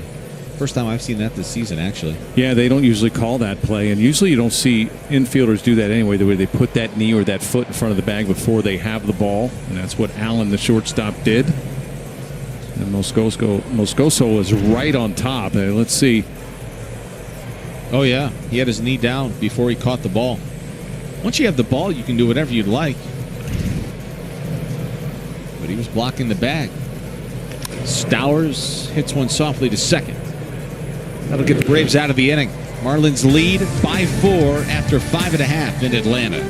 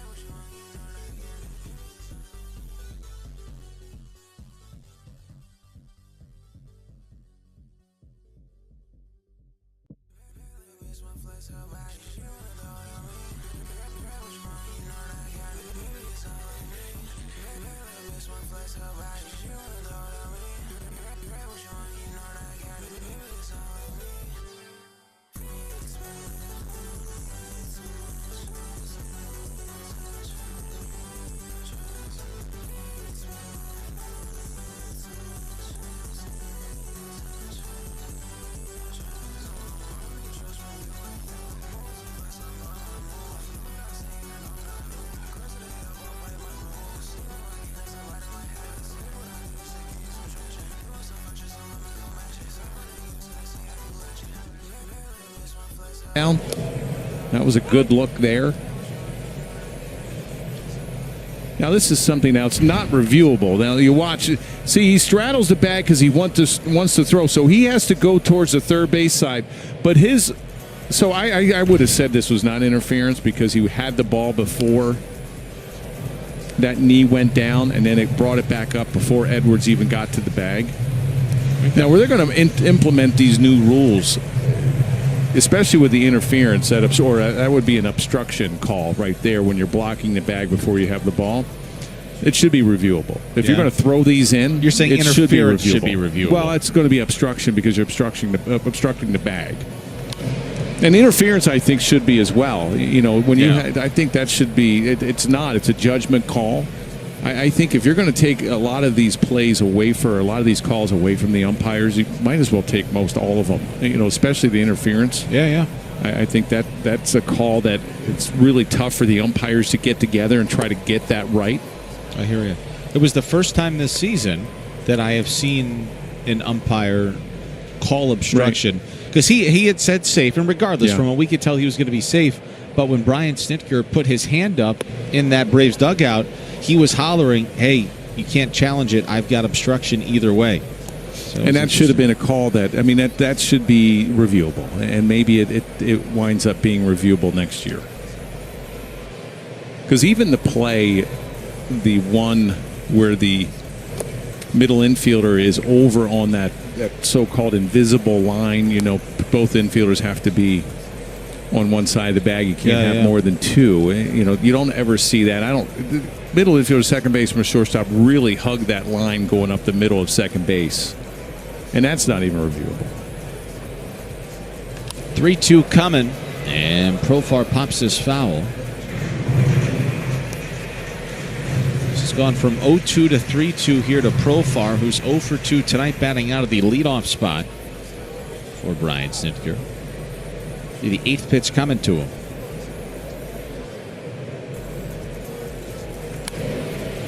And we'll have number 9 coming. Let's get you a quick message here from FPL. At FPL, we plan for storm season all year long. FPL, working for you every single day. Another 3-2 here from Perez to Profar. This is low ball 4.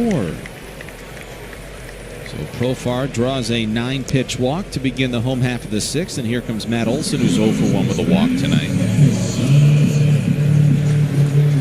I think Daniel Moscas and Perez are going to go and look at this outing and just see some little inconsistencies in his delivery as far as the way he's falling off to the first base side. When he's really driving that front shoulder, you see a lot of quick innings. The breaking ball's a little bit more consistent. The fastball location's more consistent. Like that pitch right there, that's a four-seam fastball at 98 miles an hour, and you don't see, he still falls off to that first base side, but not nearly as much as he does on other pitches. That pitch, he really drove that front shoulder to the plate.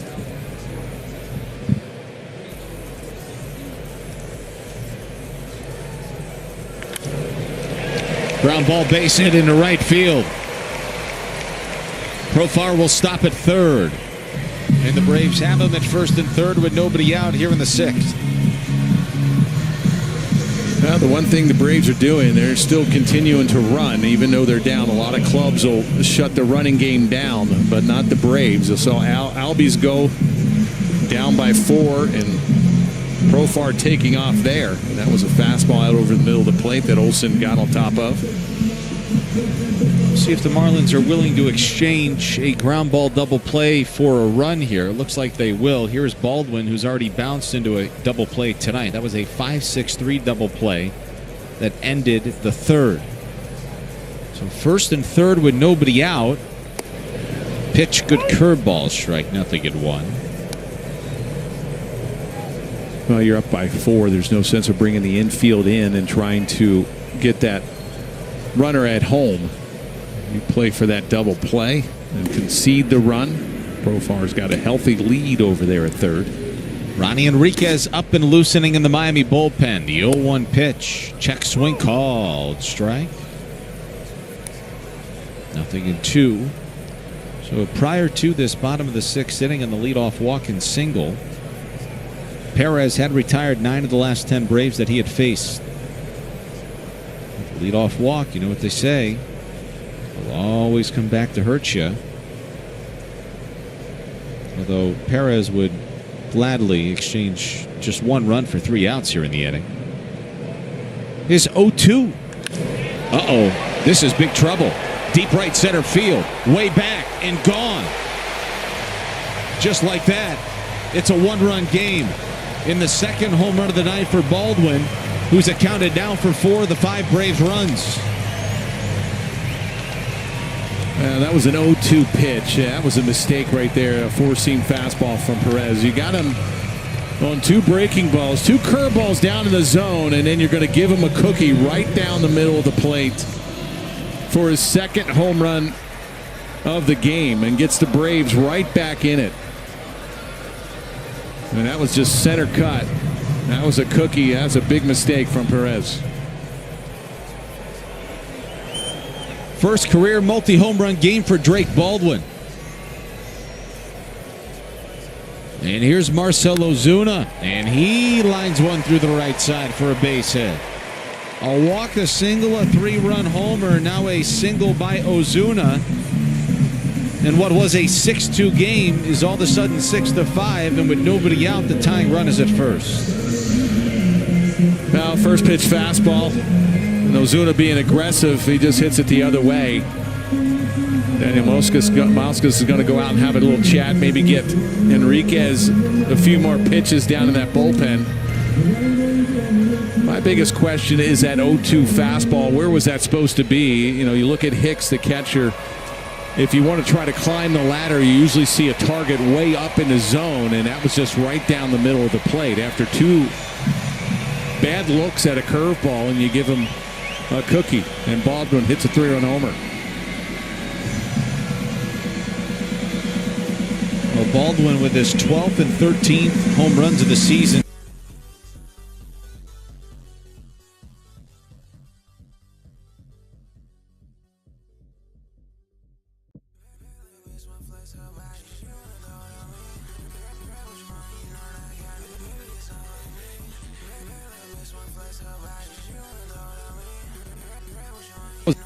Tie, and that pitch was center cut.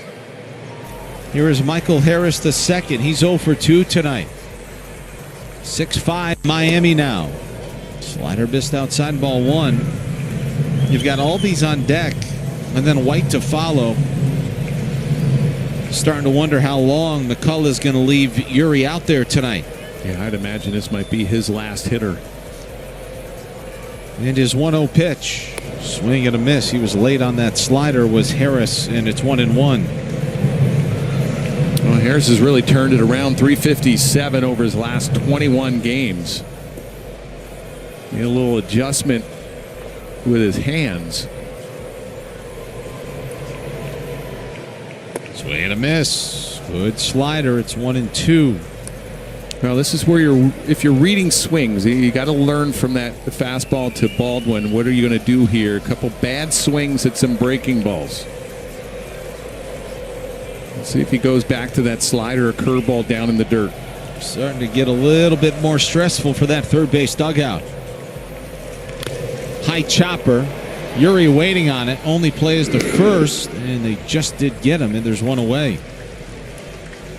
And how long is Clayton going to wait now? Pitch count still manageable. Now, the good news is that the tying run is at second. That's not good news, but the good news is that there's not a lot of speed right there with Ozuna. He doesn't run well at all. Yeah, and I think this is going to be you're right. He got away with that fastball to Harris. Again, not reading swings, it gives him a cookie, and luckily he was able to field that ball and get him out at first. And here comes Clayton McCullough. Let's take a break. Yuri's night is over. Tying run at second for the Braves when we return.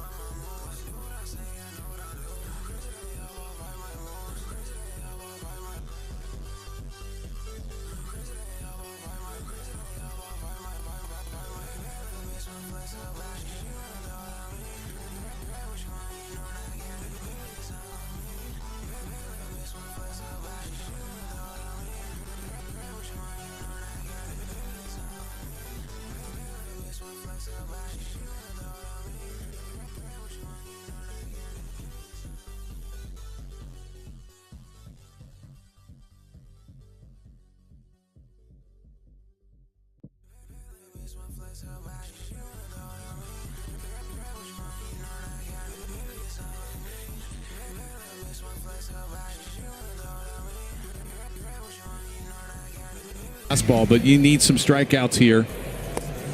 77 strikeouts in 54 2/3 this year for Henriquez.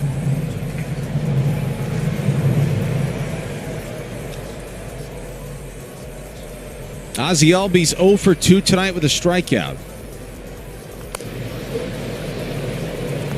I got to be aware of anything breaking down and into Albies. Let me correct myself. Albies 1 for 2 tonight, but 0 for 2 lifetime with a strikeout facing Henriquez. Atlanta's not been good with runners in scoring position all season long. They've only got 2 players hitting over 300. Sean Murphy's not in the lineup tonight, and Austin Riley is on the injured list.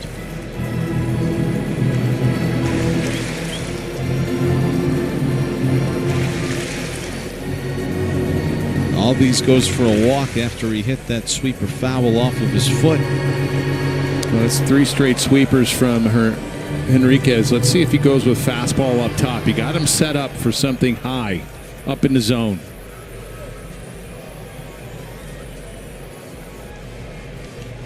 Albies hitting .273 with men in scoring position this season. 1-2 coming.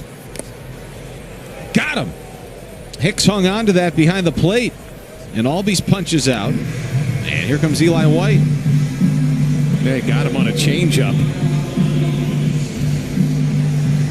Those 3 sweepers and then a circle change down. Ooh, nice job by Hicks holding on to that ball. Goes without saying, but that's a really big second out here in the 6th inning for the Marlins. Tying run still at second. Here's White. He is lined out and flied out tonight in the 2nd and the 5th. He is a sub-200 hitter this season with 2 outs and men in scoring position. 7 home runs and 27 runs batted in for the Atlanta Braves this year. He's 0 for 2 tonight. Time is called.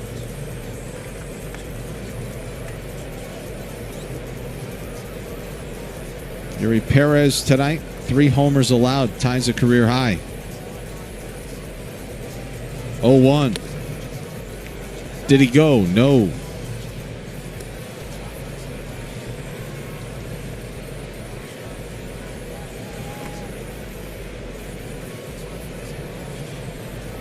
White hitting .275 over his last 14 games. Count even at a ball and a strike in the pitch. Check swing dribbler. Henriquez will have to put it in his pocket. Probably for the best. If he originally barehands that ball, I'm not sure they get White anyway, and then you risk throwing that thing down the right field line. Yeah, it's almost a blessing that he didn't come up with it and drop it. You're absolutely right, Kyle. You watch his little swinging bunt. Got a good jump out of the box, White did. And right there, and you did a nice job. That's how you're supposed to set up. I think he took his eye off the ball when he went down to grab it. It looked like he tried to pick up the runner before he picked up the ball. It was for the best. Yeah, sometimes you'll see that ball get overthrown and it goes down the right field line. Well, the Braves now 2 for 4 with runners in scoring position tonight after that infield dribbler. Now let's see. White can run. He's got 7 stolen bases. Well, he looked to go from first. Ornelas, first game as a Brave at the plate. Sweeper misses low, ball 1. If he steals from first, I would venture to guess the Marlins will throw through because Ozuna is no threat at all to try to steal home. Yeah, I think you're right on point there, Kyle. There's no way that they would eat it. They would give Hicks a chance to throw out the runner. He's leaning. There he goes in the pitch. It is a called strike, and they don't throw through. You know, Kyle, I'm a little surprised Me here. too. You made a good point that Ozuna doesn't run well. Maybe they're just not wanting to take that risk of maybe Hicks throwing it into center field. Go ahead, 2 outs, let him steal. Concentrate on getting the hitter. And just like that, the go-ahead run is at second base with 2 out. And there's a fly ball in the air, deep down the left field line. Hooking, foul. Ornelas was out in front of that sweeper. The count now a ball and 2 strikes. As a pitcher and a catcher, you just read that swing. What do we do here? Well, I think you can go back to it. That was a very poor the thrown sweeper. He got underneath it. I would have Hicks set up well outside and give him a target well off the plate and give him a visual to be able to pull that slider a little bit further out. 1-2. And they go right back to it. By the way, that's an insane catch by that fan. That's a barehanded catch. On a missile. Oh, it's unbelievable. He's telling the guy, caught it. Bare hand, I'm fine. Piece of cake. No, I don't need the medic. What a catch. Now a 2-2 coming. Outside ball 3. Nick Allen, a light-hitting shortstop, is on deck. But you also would really like to try to take care of a guy here that doesn't have a whole lot of time in the big leagues. I think if you can spot a fastball down and away, don't overthrow it. He's overthrown the last 2 pitches. That fastball he tried to get a little extra on. And now Ornelas will ask for time. So, full count payoff pitch coming. A 3-run homer by Baldwin has drawn the Braves to within a run here in the 6th. Tying run at 3rd, go-ahead run at 2nd. With 2 away in the bottom of the 6th. Enriquez with a 3-2. Ground ball foul outside of 1st. He was really late on that fastball.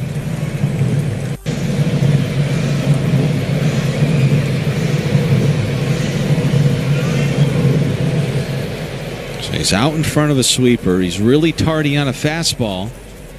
There is a base open. What do Enriquez and Hicks do this time? Infield back, outfield deep. 7th pitch.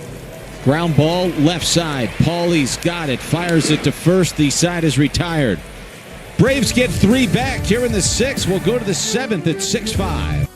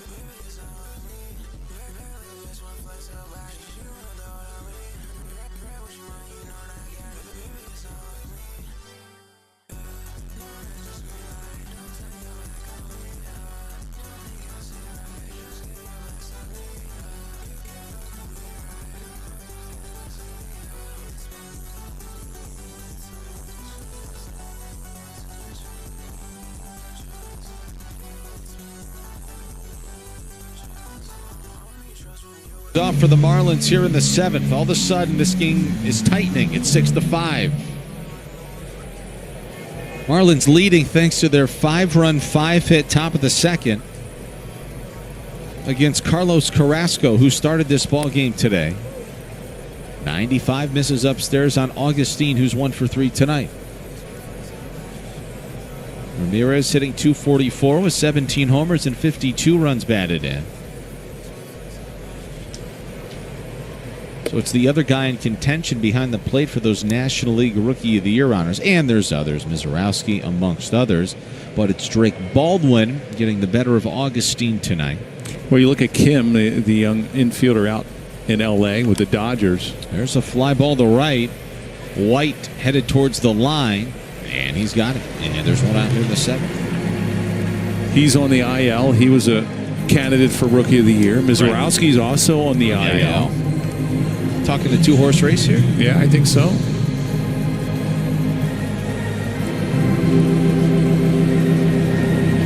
Remember, Roki Sasaki was supposed to be the big prize starting pitcher offseason acquisition for the Dodgers. He's been good when he's been healthy. Here's Liam Hicks, who watches a really good curveball for a strike at the knees. I think they just like to see him come back. There's still a question whether he does come back. I know it. Liam Hicks 0 for 1 tonight with a pair of walks and a run scored. Just 4 for his last 35 at the plate. Marlins leading 6-5 here in the 7th. This is upstairs, ball 1. Hicks has been on base twice tonight. Walked and scored in the 2nd. Walked and got to 3rd, but did not score in the 3rd. Johnson to Hicks with a 1-1. Right down the middle of the plate for a strike.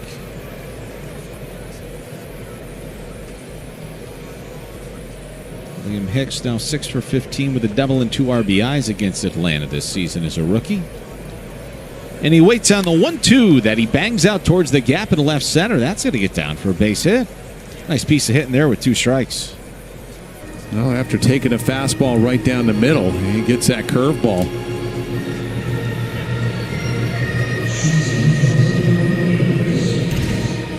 Yeah, watch this curveball, caught too much of the plate.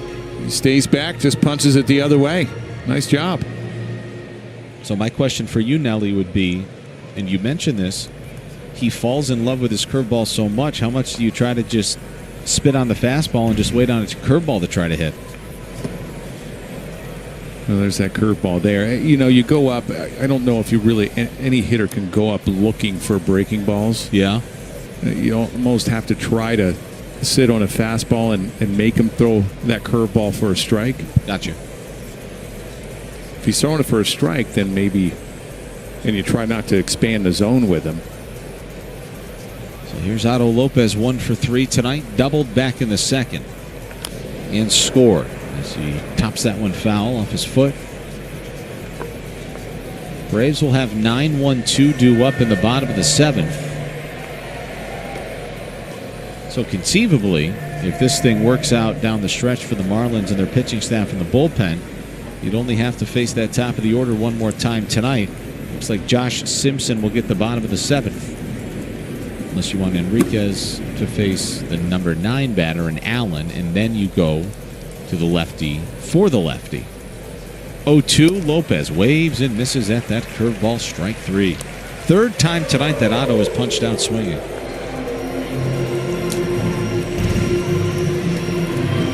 Well, it's a nasty when you expand the zone. And Otto's just not had a good look at a lot of off-speed pitches tonight. That's 3 strikeouts, I think, all of them on that off-speed pitch. Here's Jacob Marcy. 2 for 3, 2 singles, a run scored, an RBI, and a stolen base. We've gotten so used to Marcy doing that. Apparently, that's just another night at the ballpark somehow.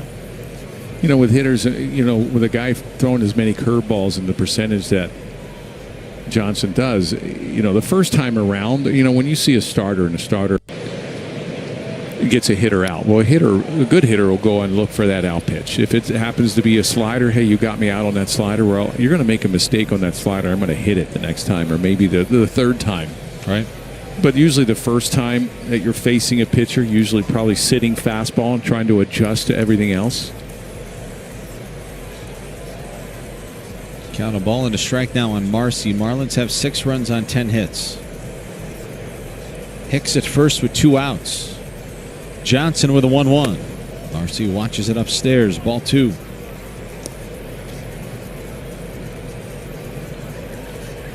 What a start for this young man to his career. Batting .474 with a .1495 OPS. The 2-1 coming. And he swings and he lines it to center field. Michael Harris II has got it. The inning is over. Marlins leave a man on here in the top of the 7th.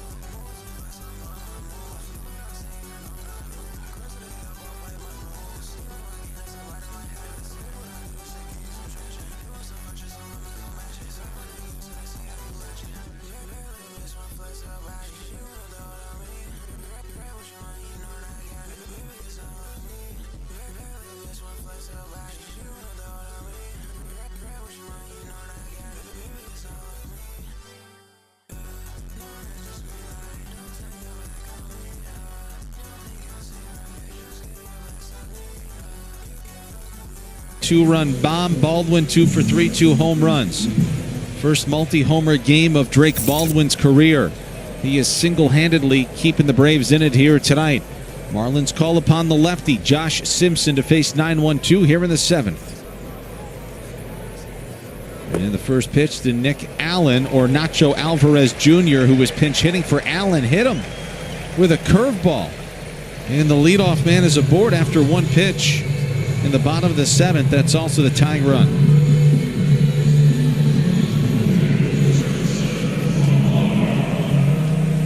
Well, not the way Josh Simpson wanted to start this 7th. Now it just gets him off that right foot.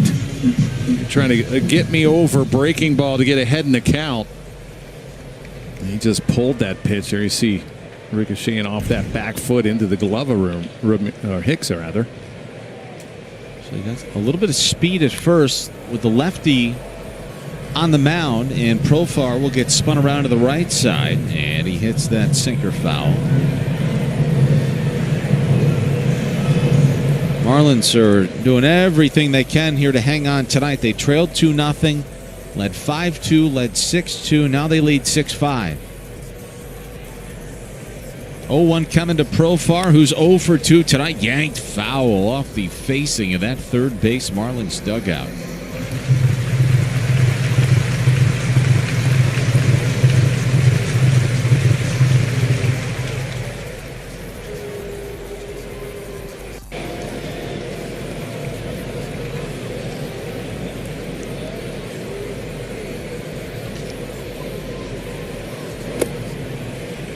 Good eye, good take on that curveball. Profar in year one of a 3-year, $42 million free agent contract that he signed on January 23rd. And his Braves career started with an 80-game drug suspension. And he waits on the 1-2 from Josh. Here it comes. First to throw to first.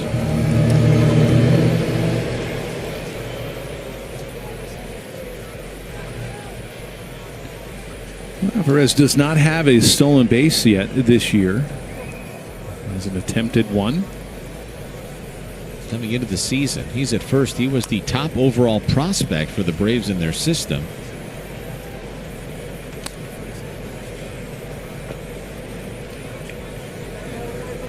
So that'll presumably get the former Marlin Luke Williams into this ball game in the top of the 8th with Alvarez pinch hitting. Or Nellis, I suppose, could go from third to short, and Nacho could go to third. We'll see. Hopefully it's a 6-5 game at that point. As the 1-2 is popped foul. We'll do it again.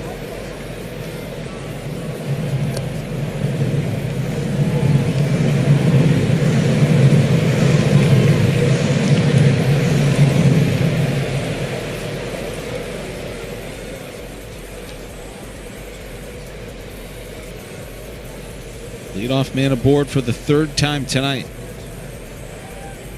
And the 1-2 misses outside.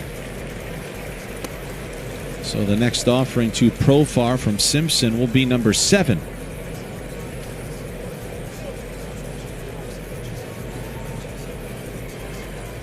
He was like the best free agent signing in baseball last season by the Padres. Well, got him that big contract. Yes, it did. Now the count is full. 7th Atlanta hitter tonight that's gotten the count to a 3-2 situation. Important pitch here. 3-2 from Simpson to Profar is grounded foul by a whisker. Well, Profar was way ahead of that fastball at 94 miles an hour. Let's see if Simpson can keep that front shoulder closed. Maybe drop a curveball, a breaking pitch in. I mean, he's thinking dead red, and he's well out in front of that pitch.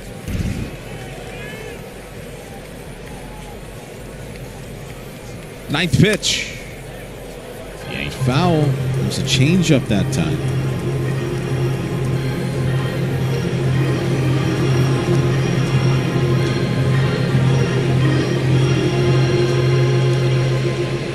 Well, there's the sequence.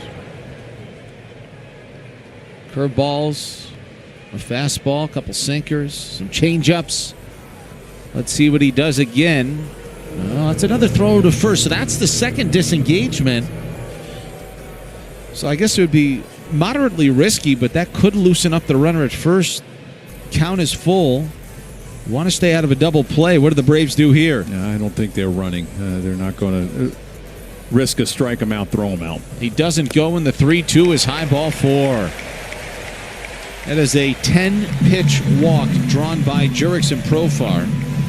And the Braves have the first 2 men aboard here in the 7th inning, trailing by 1. Now, Simpson's really flying open with his breaking ball. Again, he really falls off. Now, Perez, a right-handed pitcher, he was falling off to the first base side.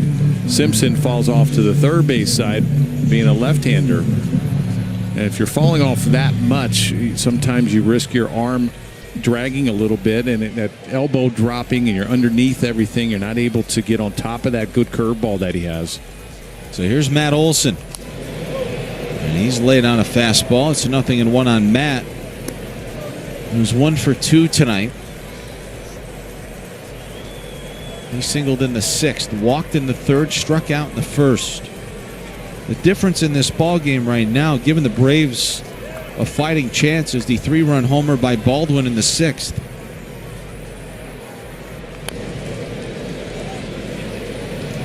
And that's a pitch you got to watch out for. That curveball was on the inner half.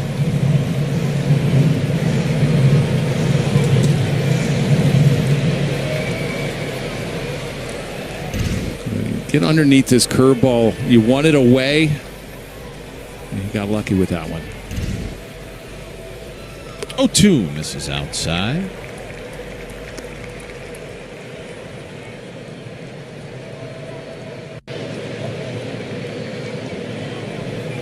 Olsen this season, a .254 hitter against righties and a .264 hitter against lefties. Sees them both well. 1-2. Oh.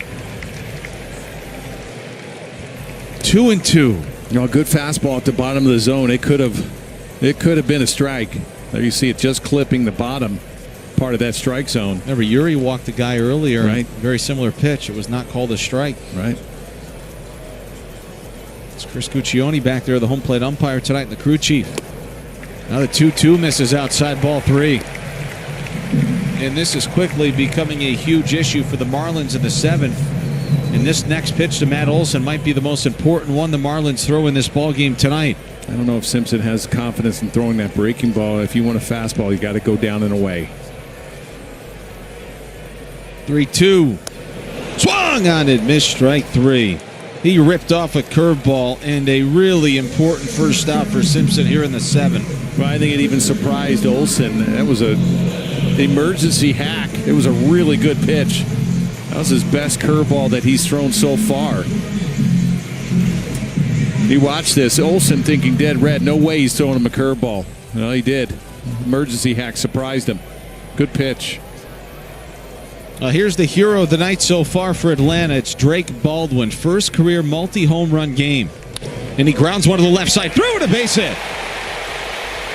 Here comes Alvarez. He's going to score. Throw back towards second, not in time. And we are tied.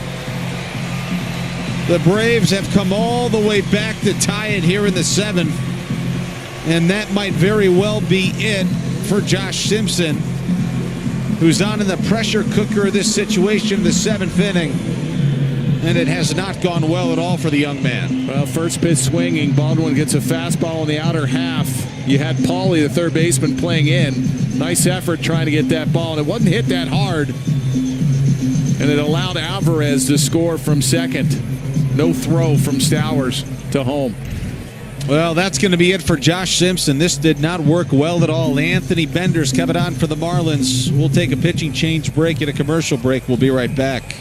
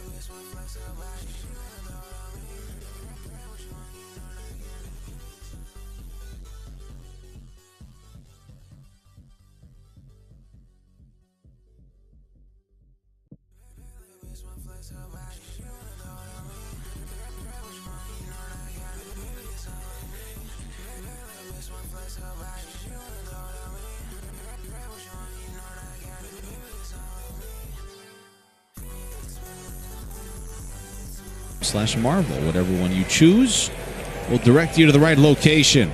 Anthony Bender on to pitch for the Marlins. All of a sudden we're tied here at Truist Park, and here is Marcell Ozuna. Now the numbers on Bender, really nice ERA. Only 38 strikeouts and 46 in a third. You would love to have a strikeout here or maybe try to induce a ground ball double play. Ozuna has bounced into the second most on the team this season with 8. He has homered tonight. Now, for those of you watching at home wondering why Josh Simpson's in this ball game in the 7th, Calvin Fauché threw 25 pitches yesterday. Ronnie Enriquez threw 20. Bender threw 27. Bacher threw 16. Both runners take off. Lopez has got it. Looks the runner back at third. Throw is low. It gets by Wagaman, and that's how the Braves take the lead.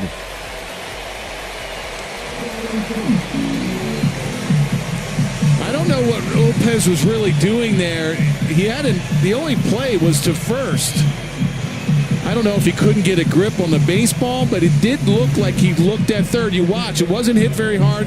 Ozuna doesn't run very well. And he just double clutch. Watch, let's see if he has a hard time getting the ball. Looks like he had a decent grip. Your only play is to first. Looked like he was checking on Profar to make sure he wasn't going to try to score from second on that play. Truist Park has been a total nightmare for the Marlins over the years. It's proving to be one here tonight. But if the Marlins have any chance of coming back, Xavier Edwards may have just saved this game. Yeah, he might have saved 2 runs there. That was a line shot off the bat of Harris. Outstanding play by Edwards and almost doubling up Ozuna at second. You watch, he's hopping around. That might have saved 2 runs. Wow. What a snag by X. Look, the Marlins were gunning for it yesterday against the Astros, and they used everybody available and their high-leverage guys in the bullpen. So you bring Simpson on here. It didn't work out. The error to boot. The Braves have scored 5 unanswered over the last 2 innings to take the lead. 7-6 Atlanta here in the 7th. And they intentionally walk Ozzie Albies to get to Eli White. There's obviously nowhere to put White, who's 1 for 3 tonight, but the Marlins didn't want to face Albies, who was 1 for 3.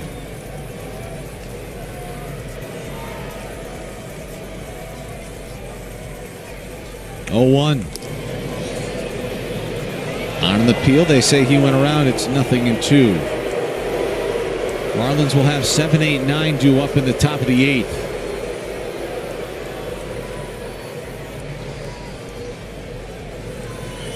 Baldwin at third, Ozuna's at second, Albies at first. Well, you got to keep it right here if you want a chance to win this.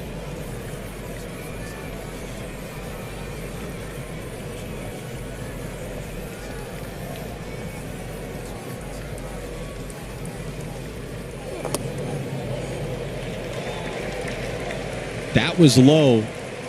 A couple of pitches tonight have not been.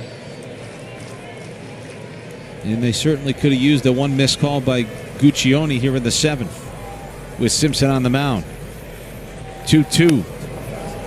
Popped up foul territory. Wagaman over. It's into the dugout.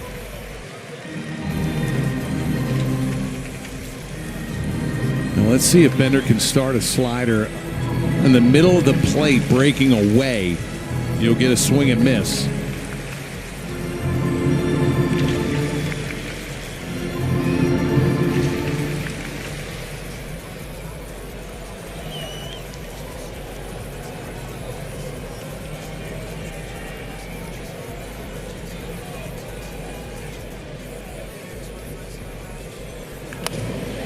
Up the middle, Bender's got it.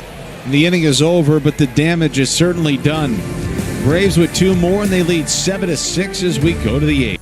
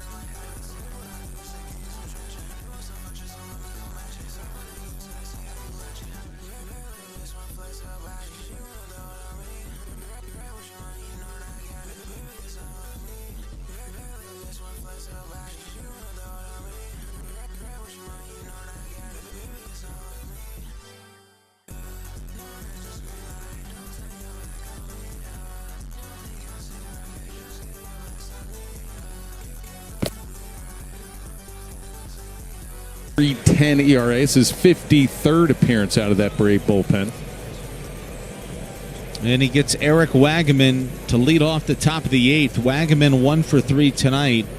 He was at first unable to pick that low throw from Lopez that led to the potential game-winning run to score there in the bottom of the 7th inning. Count a ball and a strike on Wagaman. They give Ozuna a hit on that. And no RBI because of the overthrow. It's generous. Yes, it is. He was out with a good throw. 1-1. Yanks foul. It's 1-2.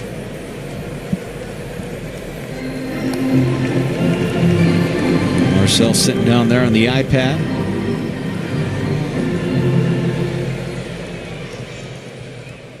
Talking things over, the big bear. Lee ready with a 1-2. Swing and a miss.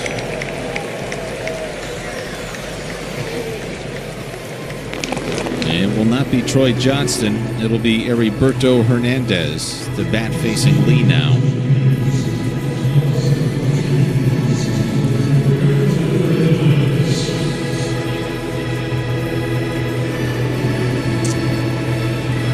Braves closer, remember, Raisel Iglesias.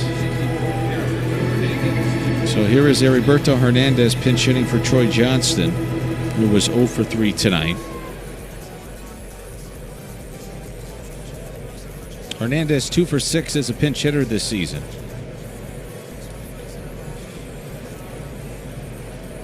Weak swing and a miss.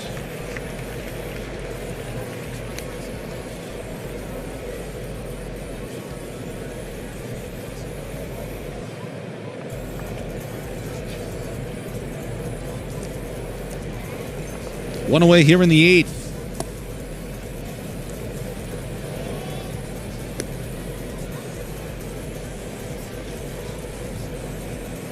Changes for the Braves. Ornelas goes from third to short. Alvarez Jr. is the third. Albies and Olsen still on the right side of your infield.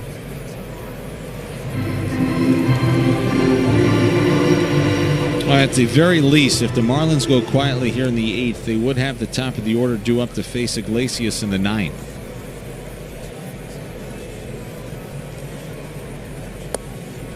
This is not one that the Marlins want to see get away here tonight, especially when you had a 5-2 lead after trailing 2-0 after 1, and then a 6-2 lead going to the bottom of the 6th. 5 unanswered for Atlanta.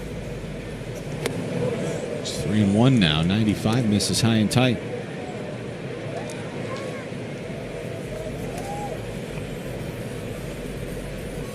Grant Pauly on deck, but it looks like it'll be Javier Sanoja to hit for him. And it will. 3-1 chop foul. Well, Heriberto yesterday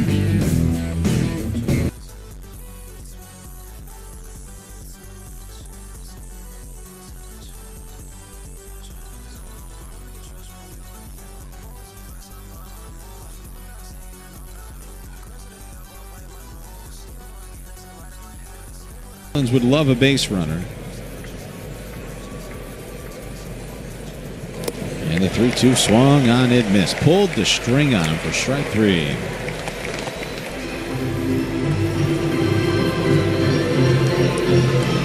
Yeah, I got behind Hernandez 3-1 through 2 changeups in a row. There you see how Hernandez was way out in front of that 88-mile-an-hour circle change down and away.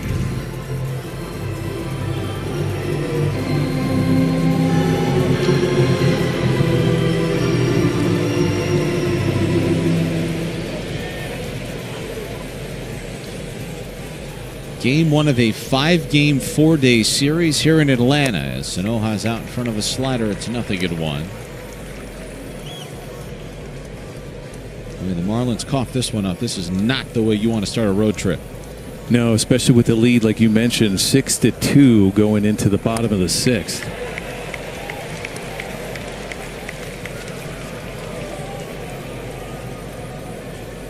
Gibson and Fauché loosening for the bottom of the 8th. Probably be Gibson unless the Marlins tie it or take the lead. Hit softly out towards short. Ornelas has got it. And the side is retired.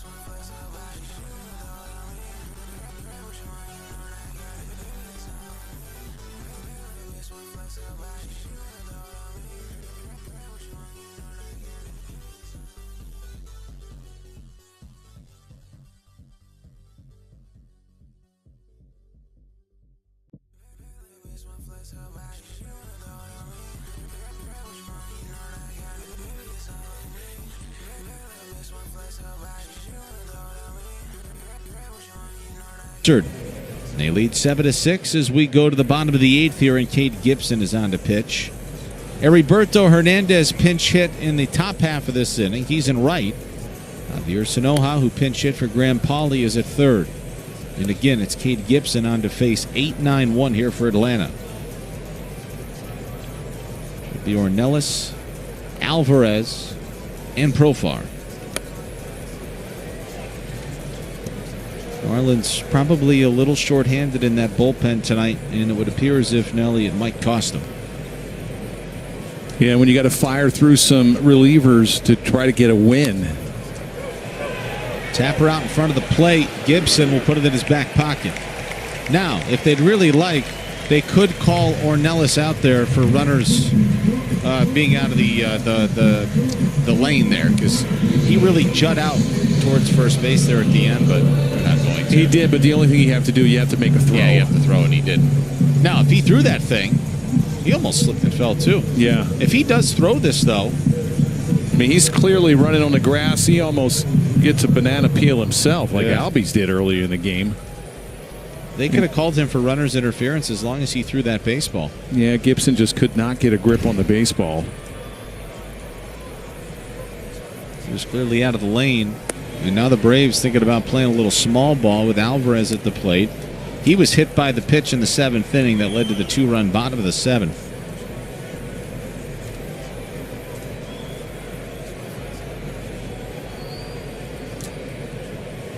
Sanoja in at third. It's bunted foul.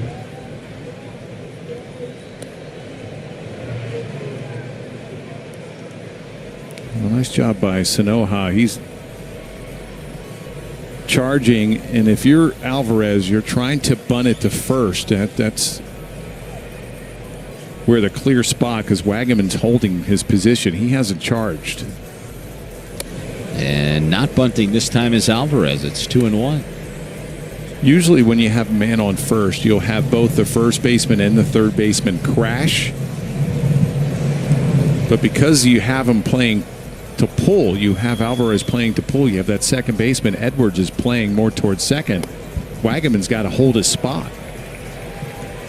He totally whiffed on that bunt, and the ball just rolled all the way over to the Marlins dugout. That's going to be a pass ball. Oh, no. The wheels are falling off for the fish here, Nelly. Yeah, it clearly goes under or over the top of the bat of Alvarez. He just clanked it. Alvarez didn't even realize it. Luckily, Sanoja was over there to pick that up. So now the count is 2-2, but there's a runner at second with nobody out. And Alvarez watches called strike 3. Boy, you've got to find a way to leave Ornelas on the bases here if you've got any chance at this one, you'd figure. Now, real poor at bat from Alvarez. 2 bad attempts to try to move the runner over, and then he looks at a curveball for strike 3. A good pitch from Gibson.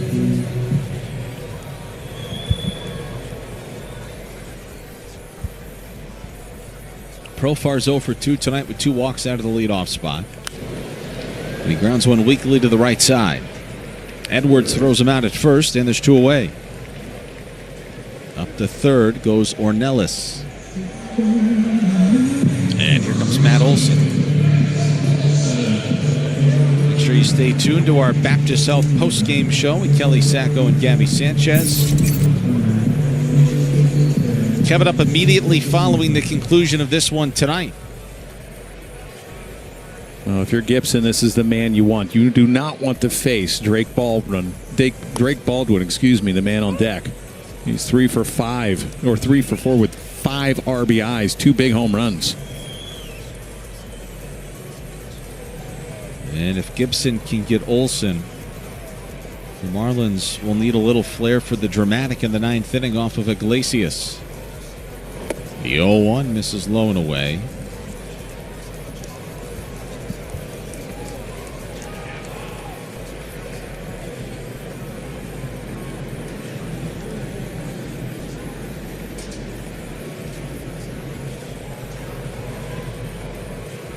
One.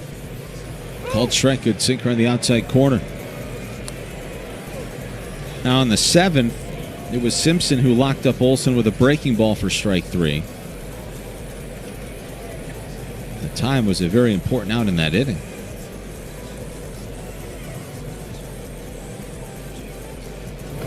That goes all the way to the backstop, and that's going to bring home a run.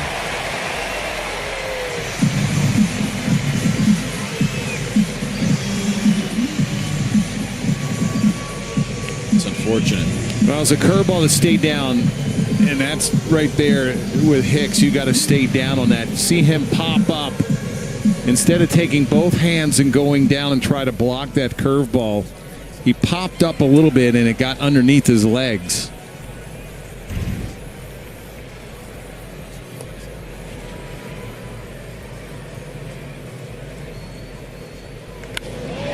This was lifted to right. Hernandez going back. He won't get there. Off the wall. Picks it up. Fires it in. 2-out double. So I suppose you could say it ultimately wasn't going to matter. And Olson's got himself his second knock of the night.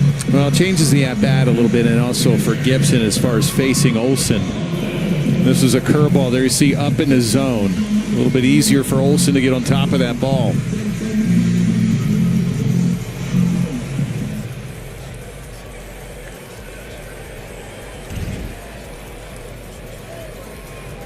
Here is Drake Baldwin,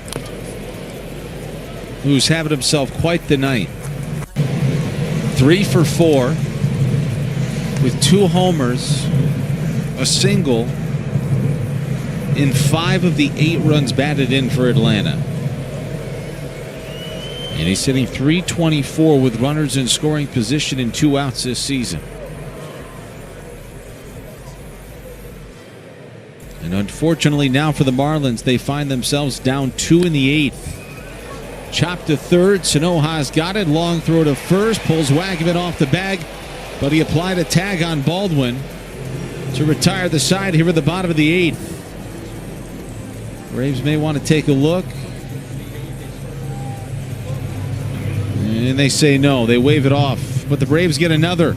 And they lead by 2 as we go to the 9th.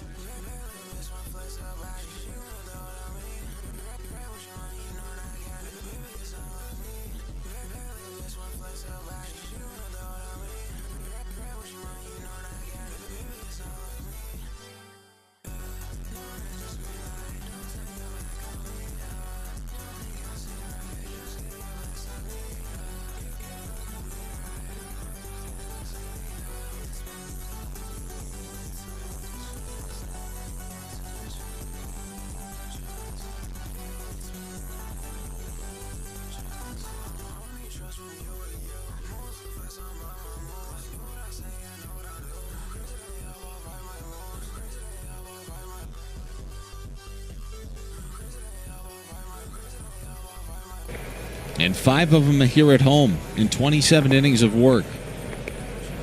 1-2-3 due up for the Marlins here in the top of the 9th.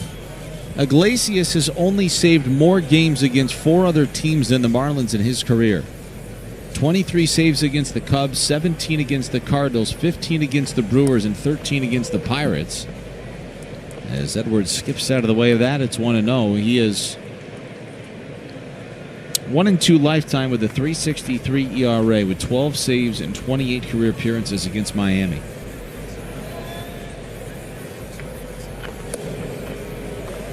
Misses downstairs, ball 2.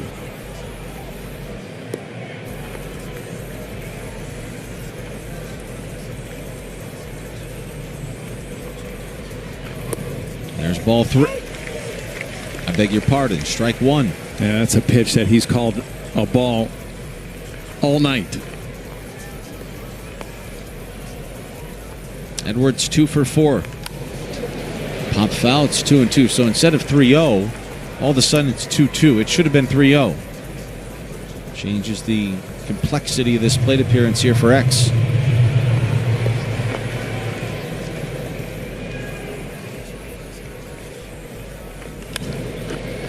Popped him up, shallow left. And the catch is made by Alvarez, and there's one away.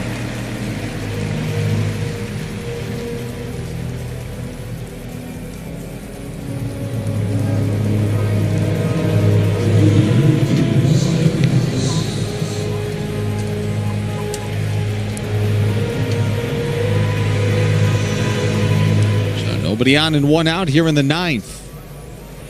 And here is Stowers, who's 1 for 4 at the plate.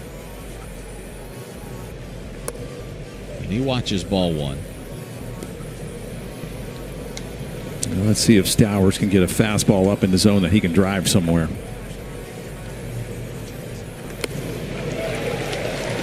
Tried to hit a 2-run homer that time. He just needs to get himself on base here in whatever way possible and give you a chance. He was trying. A little overzealous there.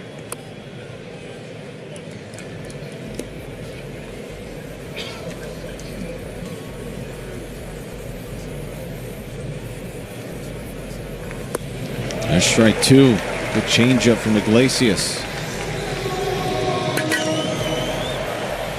Hitting for his 239th career save here tonight.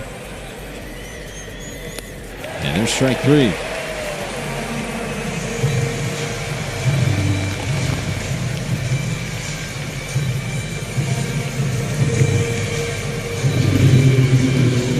Four-seam fastball, a little upshoot, a little ride on that fastball up in the zone.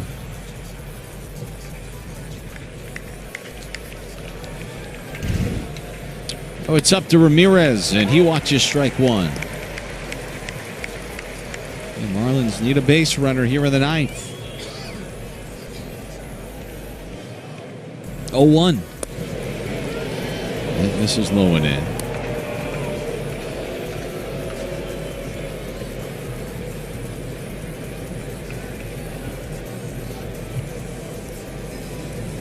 One. Pop foul. Now the Marlins are down to their final strike here tonight.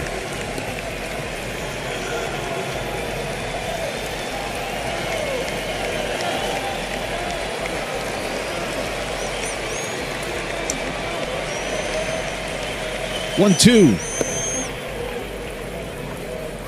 Good eye by Augustine.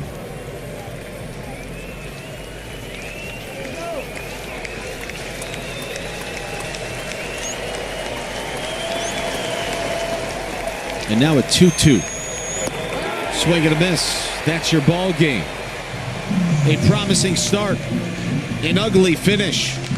And a bad loss here for the Marlins in game one. Yeah, real bad loss. You're right, Kyle. This is a game that they should have had, and it just fell apart a little bit for Perez there late in the ball game. He pitched and settled in, and I thought mechanically just a little off.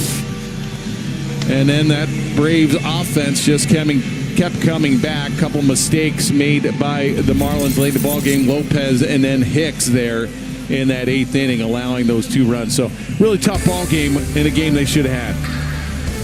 We'll be back with you.